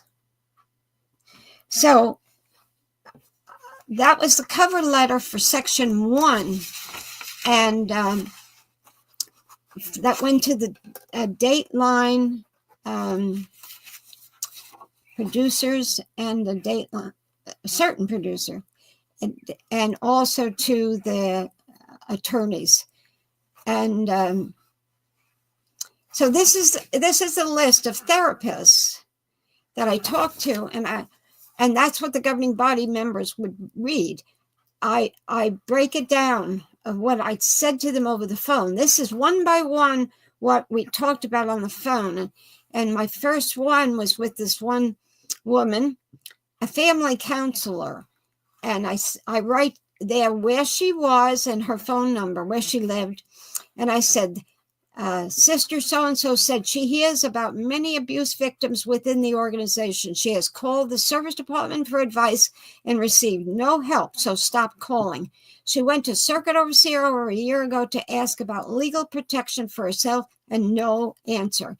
In her observation, young people in our organization suffer from a lack of spiritual direction, parental training, and consistency. She would be very glad to send in her views on this issue, because I had to tell them over the phone what I wanted. Did you on child abuse? Have you seen people with it? Or how about the depression? And how about the MPD? You know, those are the things. So they promised to write in a letter. And so that's what I'm going to do. I'm going to read the what we talked about on the phone. So it'll be a small blurb or a big blurb with each one, but I'm not telling you the names of the therapists. And specifically, this had a lot to do with repressed memories or dissociative disorders, to see what they had to say. One of these therapists, he was more than a therapist, that is for sure. I won't give his name, but when I don't forget, not only do I break this down, but the governing body members get a copy of the letters. See, we did it every way for their convenience. So if they were very busy and didn't have time to read 13-page letter, as one of them sent, then I broke it down as the important issue to do with repressed memories and things of that nature, because that was what this was about. This wasn't this wasn't about only child abuse, but how about child abuse that was horrible, ritual abuse, not just once in a while. I mean, I sat in my girlfriend's house one time, her and her father sat down next to me, and of course this wasn't witnesses, this was a schoolmate, and the father's hand we wore skirts when I was a kid, So I was 12 years old, and his hand was up my leg, under my skirt while we were chatting. I told this experience years ago on this on Rick's phone line deal, and so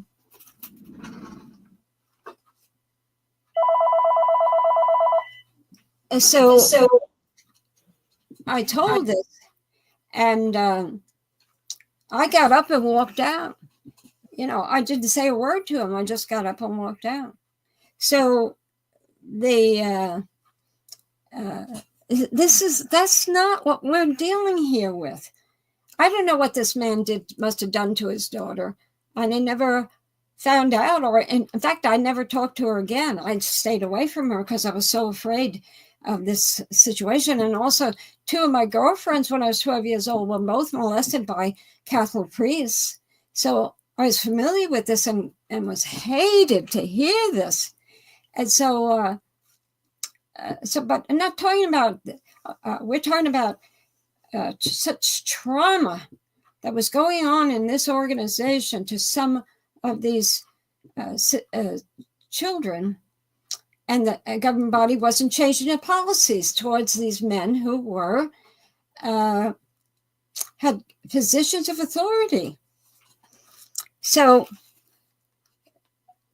my next thing that I'm going to do in a week and a half is continue on. If you are interested, come on back.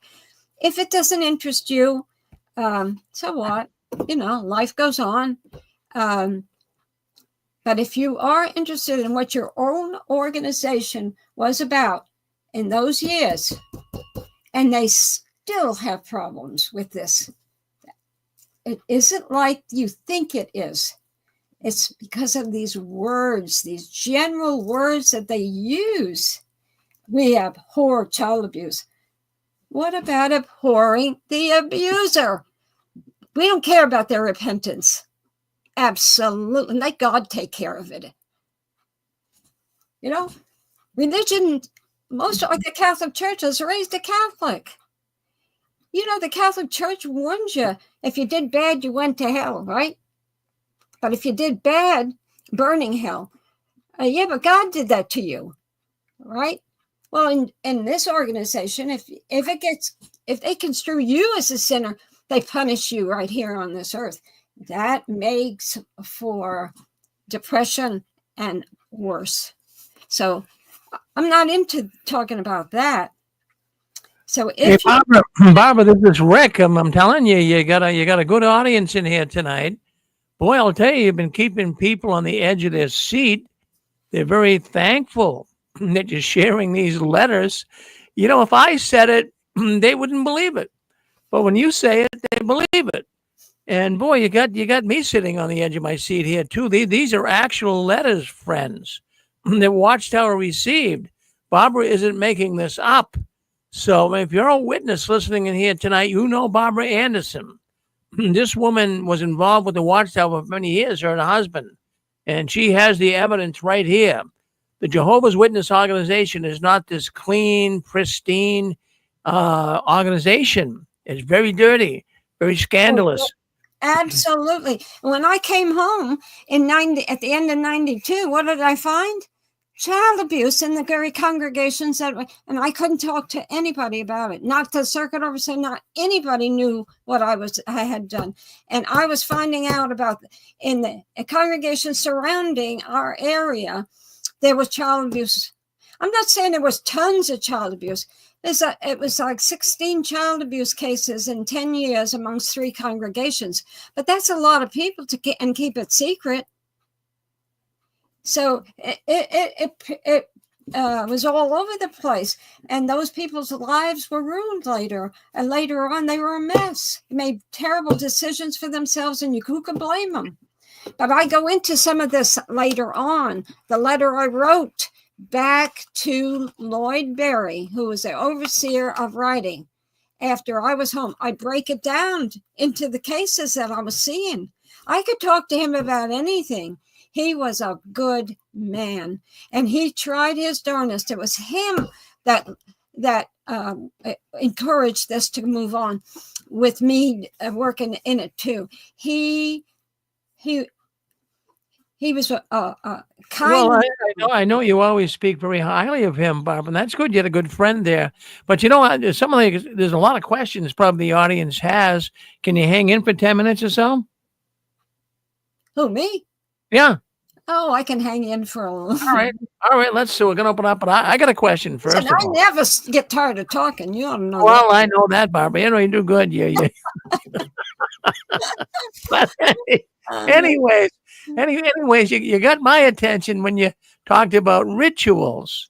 Now, you know, I have brought that up in the past, and oh man, I'll tell you, people call me every name in the book, and I said, look, at this stuff goes on. I talk to people. I've talked to a couple of people, actually 3 people, that claimed that they have witnessed rituals going on at the Kingdom Hall. As a matter of fact, one right up here in Massachusetts, about I'd say 12 miles from where I live. And there was a woman, she lived in Florida, and I got to know her when I lived there, and I moved back to Massachusetts. And this woman, she was a staunch witness, as a matter of fact, even an anointed witness. And so when I moved back, she wanted to come up and visit where she used to live. So she came up and she stayed with my wife and I. She stayed a whole week. And she says, would you take me out to where this ritual took place in the witness world? And of course, it was kind of new to me to hear this kind of stuff. So I went out and she said, Rick, that's the house. I drove her by it. And she said they did very odd and different things in there that would really make you question the organization. So now you did not attach the word satanic to the ritual. Was it satanic ritual abuse? Yeah. Yeah. Right. Yeah. Yeah. Well, I'm glad it's coming from you, because I'll tell you what, I'd say about 15 years ago, I had a woman come on here and she wanted to talk about it. And so I promoted it on Facebook like you do your little banners. And so I said, I got a woman coming on tonight. She's going to talk about satanic ritual abuse in the Watchtower. So I got a call from one person in particular. A number of people were really upset I was bringing this woman on. They said, don't bring this person on. If you do, Rick, you'll never have any credibility. And it really, I'm telling you, after the program, I said, well, maybe I shouldn't have, because these people were saying, Rick, that's all made up. That's all hype. But this stuff goes on, Barbara. Oh, yes, absolutely. You Good don't for know you. what your neighbors do either. You know, you don't Yeah. know what goes on behind closed doors. Aren't you shocked when you see happy people at the Kingdom Hall regularly, and then all of a sudden they divorce? You know, you say, well, I never suspected that Well, this or that. You know, they cover it up good. They all walk around. yeah. Barbara, I can remember, we were supposed to be the happiest people on the planet. And I have to admit, I kind of faked it a little bit. Oh, If I'd walk in, you acted happy? I had to. I mean, you couldn't go into the Kingdom Hall and, have a frown on your face. So they'd always say, Brother Farron, how you doing? I'm doing excellent. I'm doing excellent. I mean, it could be sliding down the tubes, right? Yeah, right. Especially if you were an elder, you had to be an example, Oh my goodness, it was just too much, Barbara. But listen, let's open up the lines. You've been listening to Barbara Anderson. She is sharing things with you that I think could really give you some understanding of how evil the Watchtower is. Oh, And they didn't mean to be evil. They were stupid. I call them stupid. yeah. I don't mean to contradict you. Well, no. In fact, I'll call them stupid too. Yeah. I will. But the thing is, in other words, what I'm thinking here is in terms of these letters were coming into the Watchtower. So maybe we could call, a lot of people in the organization, not the ones with mental illness. I mean, that's a problem. But there's a lot of things that take place in this organization that people just totally want to dismiss. So here's your chance to talk to Barbara. You heard she's going to have 3 or 4 more of these sessions, and she's going to read these letters. I'm glad you know it's going to be 3 or 4 more sessions. You're all going to be amazed, because after all, this is a lot of material that you got to listen to. I want to show you here. I got a file here, and I'm just a green file. It's from child abuse. I got a child abuse in Canada. Experience from a leading educator who was a Jehovah's Witness. And when I tell you what he said to the society, he sent me copies of the letters to the society. It just unbelievable. And they write him back. So he sends me the letters that he got back from them, and they're so pious. Oh brother, and it's so serious. And then the last letter he writes said, I expected to hear from you on my past letter. And he said, I hear nothing. He said, you don't understand. This is a matter of life and death. And he was right. It was life and death. 3 people were murdered because of congregation elders who were child abusers, and they were murderers. Well, I'm going to tell you something. Now, those were outright murders, but you stop and think of the people that have died from just suffering, from being abused, from being shunned. Yes. And we have a man. We have a man coming on here tonight right after my program. He's a former Jehovah's Witness. As a matter of fact, he lives down in Nashville, Tennessee, down by you.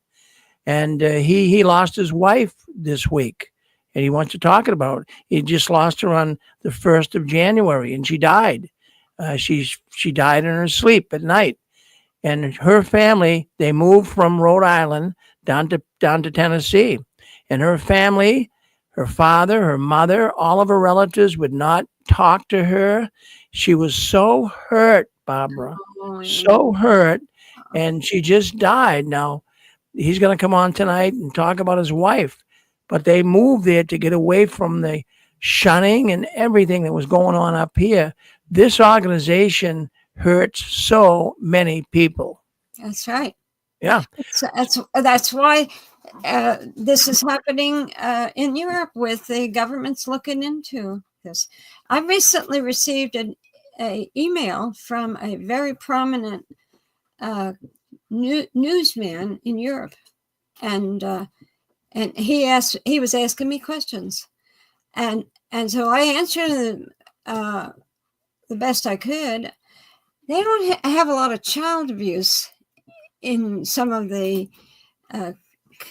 countries in Europe with Jehovah's Witnesses, but they have other harmful things going on that the government says human rights sees your human rights is at risk by what happens to you through the shunning mechanism. See, so they've got to get rid of it. They've just got to stop busybodying in people's business just because you believe the same thing about a deity. It's unreal. It's unreal. Let's open up the phone lines. Listen, if you'd like to ask Barbara a question, she has taken her time tonight, 2 hours here. Yeah. Reading you letters that probably you never heard. I don't think she's ever shared them anywhere else. Have you, Barbara? A little bit to you over the years. Over the years, yes. But August, even August, I saw her make a note when I'd share something. So August of this past year, I shared a little bit from a different angle. No, I remember you telling me that, and I'm so glad you came on tonight because this is really of interest. This really is of interest. So you're listening in. You heard Barbara.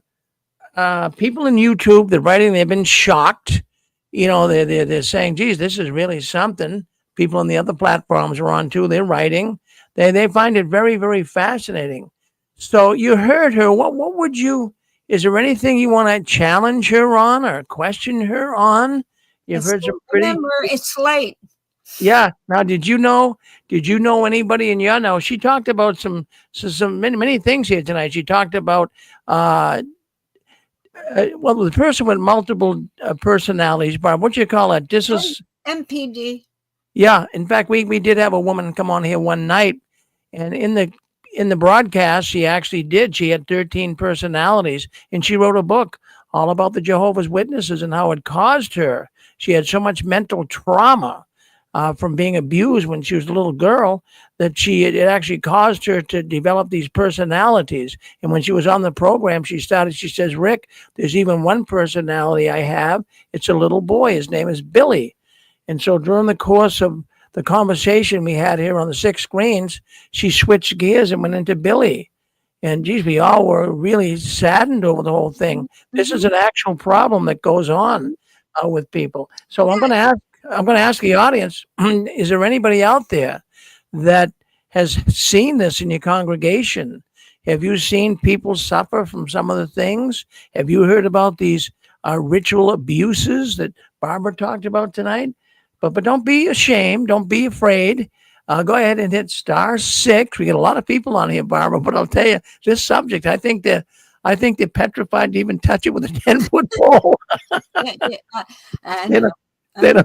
They don't know what to say. They probably never heard this stuff before. Could you possibly ask, since I've about covered every angle of it, Yeah. It's just sad that it happened, that an organization would put its members last for the sake of the way the organization looked. Yes. The brotherhood, the wonderful brotherhood. I'm just going to see. I want to make sure the phone lines are working. We have had some issues with it. Susan, I know you're in there. She's my sound engineer, my wife. Susan, go ahead and speak up. I just want to see. You don't have to ask any questions or anything, but I just want to see if we got the phone lines working. Go ahead, Susan. Unmute yourself and say hello. Evidently, no. See, evidently we are having some issues with the phone. Oh, we are? Oh. Yeah, we're having some issues. Oh, there you are, Susan. Yeah, there we are. Okay, so. Yeah, it's messed up. My big question is, if someone is experiencing things like this and they've been embarrassed or didn't know what to do because it's Jehovah's Witnesses, since Barbara seems to really get a handle on the subject, what are some steps that a person should take if they're experiencing some of these things? Therapy. See a reliable therapist. They will help you and work with you all the way to the authorities if necessary. So, there's so many programs available, government programs for this. You just have to look into them if you're suffering. But you got to know you're suffering. That's a problem. You put up with depression and you put up with this and people criticize you. You're acting like an idiot every so often and you blame yourself. It's always self-blame, isn't it? It's always we blame ourselves instead of saying, what in the world? Why am I behaving like this? Of course, that's what I learned this week in some recovery material is a very important sentence, and it dovetails to this topic, that kindness toward yourself is the remedy for shame. That's a good one. Mm-hmm. That's kindness toward yourself. Yeah. Kindness. The witnesses are so hard on themselves because the literature and this talks and everything is always about examining yourself and that you're never good enough. Never good enough, are you? So it's the opposite of what the dogma or the teachings of Jehovah's Witnesses and other extreme religions are hard, make their members very hard on themselves. They're not kind to themselves. They can never meet approval in their own head, especially when you're a kid, when you're young, So that's a good point. I have a question, Barbara. Thank you for that information today. My question is, you said that Covington's son saw the ritual and then was found dead in the garage?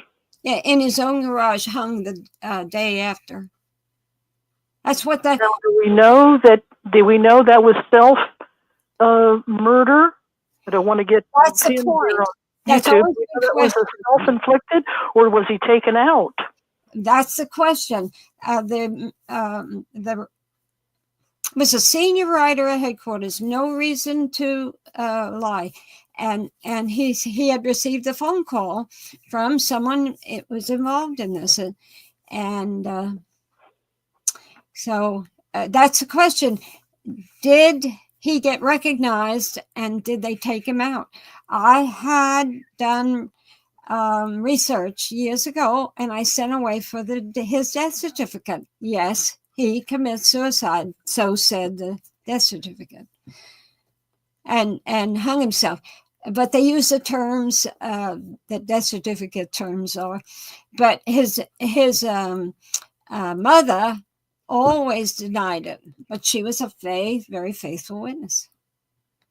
So I can only relate what I was told by people who are responsible for that I really would believe.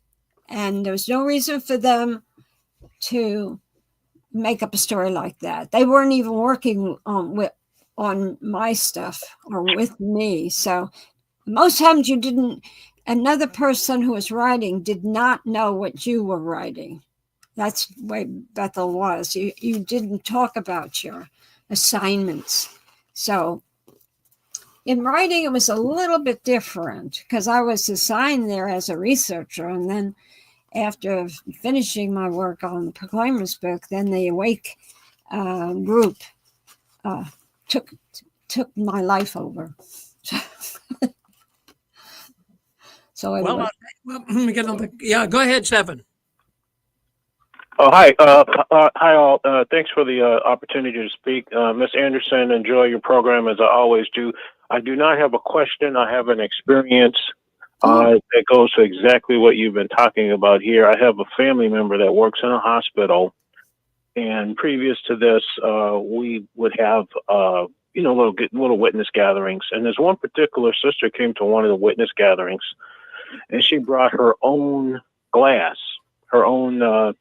tumbler to drink out of. And I thought that was kind of strange. Who goes over to somebody else's house with their own, utensils or their own glass? But I didn't know what to make of it. But, and she drank wine out of that particular glass that whole evening.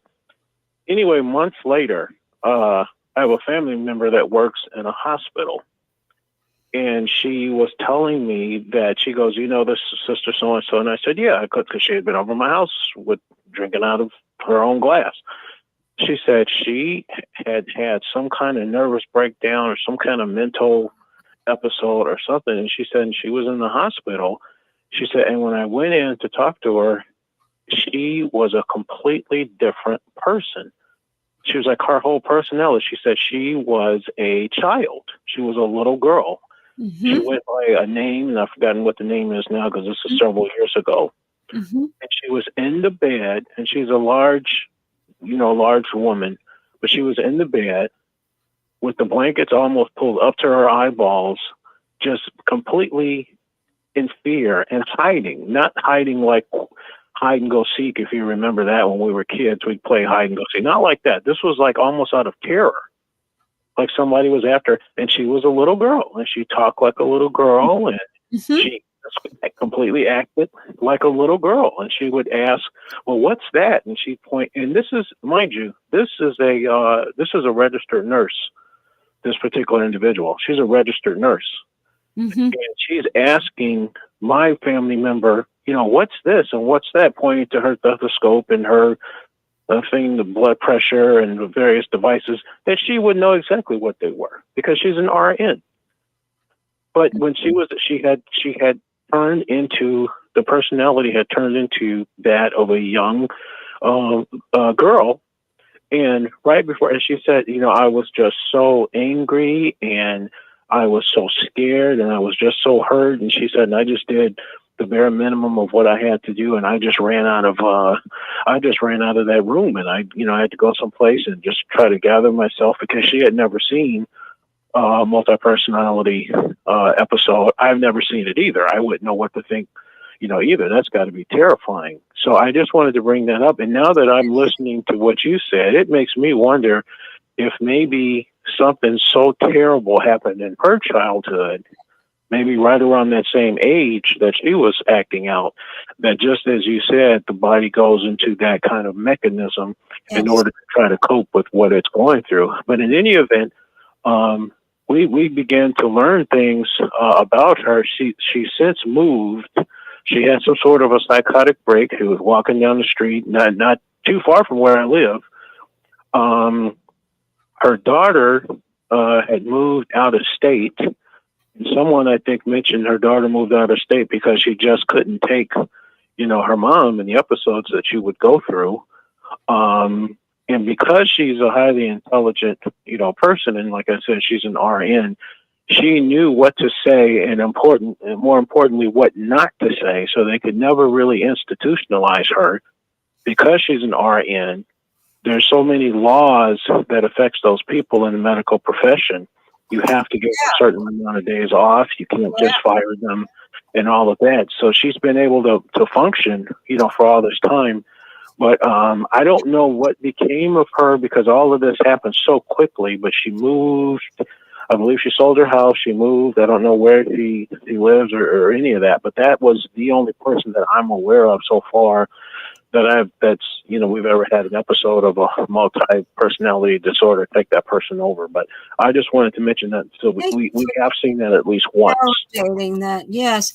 Those are those three things I mentioned, that when you have severe trauma, there's the three things that the experts say that you do to save your life. It's either psychosis, MPD, or death. So it's usually MPD or psychosis, which is insanity. Right. Yeah. Exactly. Yeah. So, yeah, you're so right. You really touched on something. You're so right. But boy, I tell you, this is amazing. And thank you so much for the information that you brought us this evening. You're welcome. And when I come back from Bethel, I worked 4 more years. I was an outside researcher. I have a actually letter from the writing department with my appointment as an outside researcher. So for 4 more years, I worked on this. I talked again to people around the world who about these things. And it got to the point that they just wouldn't, the headquarters, they would not handle this correctly. And I had it. That's why I left. It wasn't over the I loved their belief system. I got to tell you, I was happy with the belief system to live forever. And Paradise Earth was wonderful. It was silly, but I mean, but I had hope in the future. But this was enough. I couldn't deal with it anymore. It colored all my life, and the knowledge of it. So some of the governing body, they were struggling with this too. So Sidlek knew, and Swingle knew, and Harry Poloyan was a very close friend of both of those men, and explained the whole thing to each of them, because each of them talked to me about it. We went out with Sidlek and his wife, Joe, and I out to a special place in Long Island for the day. And that whole time we were in the car, we were talking about this child abuse. So they were aware. That brings up an interesting point. Do you think that whether it's a governing body or the layer right below, these helpers, the ones that know about this and know that the organization has turned a blind eye for whatever reason, do they really believe in a Jehovah or some sort of a God who sees them? And if so, do they really think they have God's favor being a part of an organization and in fact setting the rules and the regulations that basically have allowed this to happen? Do they even think of that? Do they even believe in God, or is this really just a farce and it's all about money and power to these people? Yeah, I think it's a way of life. For the majority of them, it's just a way of life, and you get used to that way of life, like we did when we were at Bethel, and you don't really think like the people who lived in Brooklyn Heights. You think like the people who lived in 124 building, all Bethelites, 2,000 of them in the 3 or 4 buildings, and it's just a way of existing. You're different from everybody else. You acknowledge it, and there are some people that don't make it at Bethel because they can't get that that mental manipulation that is done to you. Right. And so they don't like it there, and they want out, and they're more independent. But I liked the mental manipulation because I really didn't think they were doing it to me. I was so happy as could be. I was. It's not that I was dumb. I wasn't dumb to any of this, but I made allowances. I made allowances because we were imperfect. Those are the words. Because I was a Catholic, so I knew that people weren't all that great. We had extreme nuts in our family, and you get used to all that. But this was different, and so you just say, "Oh, this is it's always the catchword. Satan put the blame on him, or the world use those words. The world is."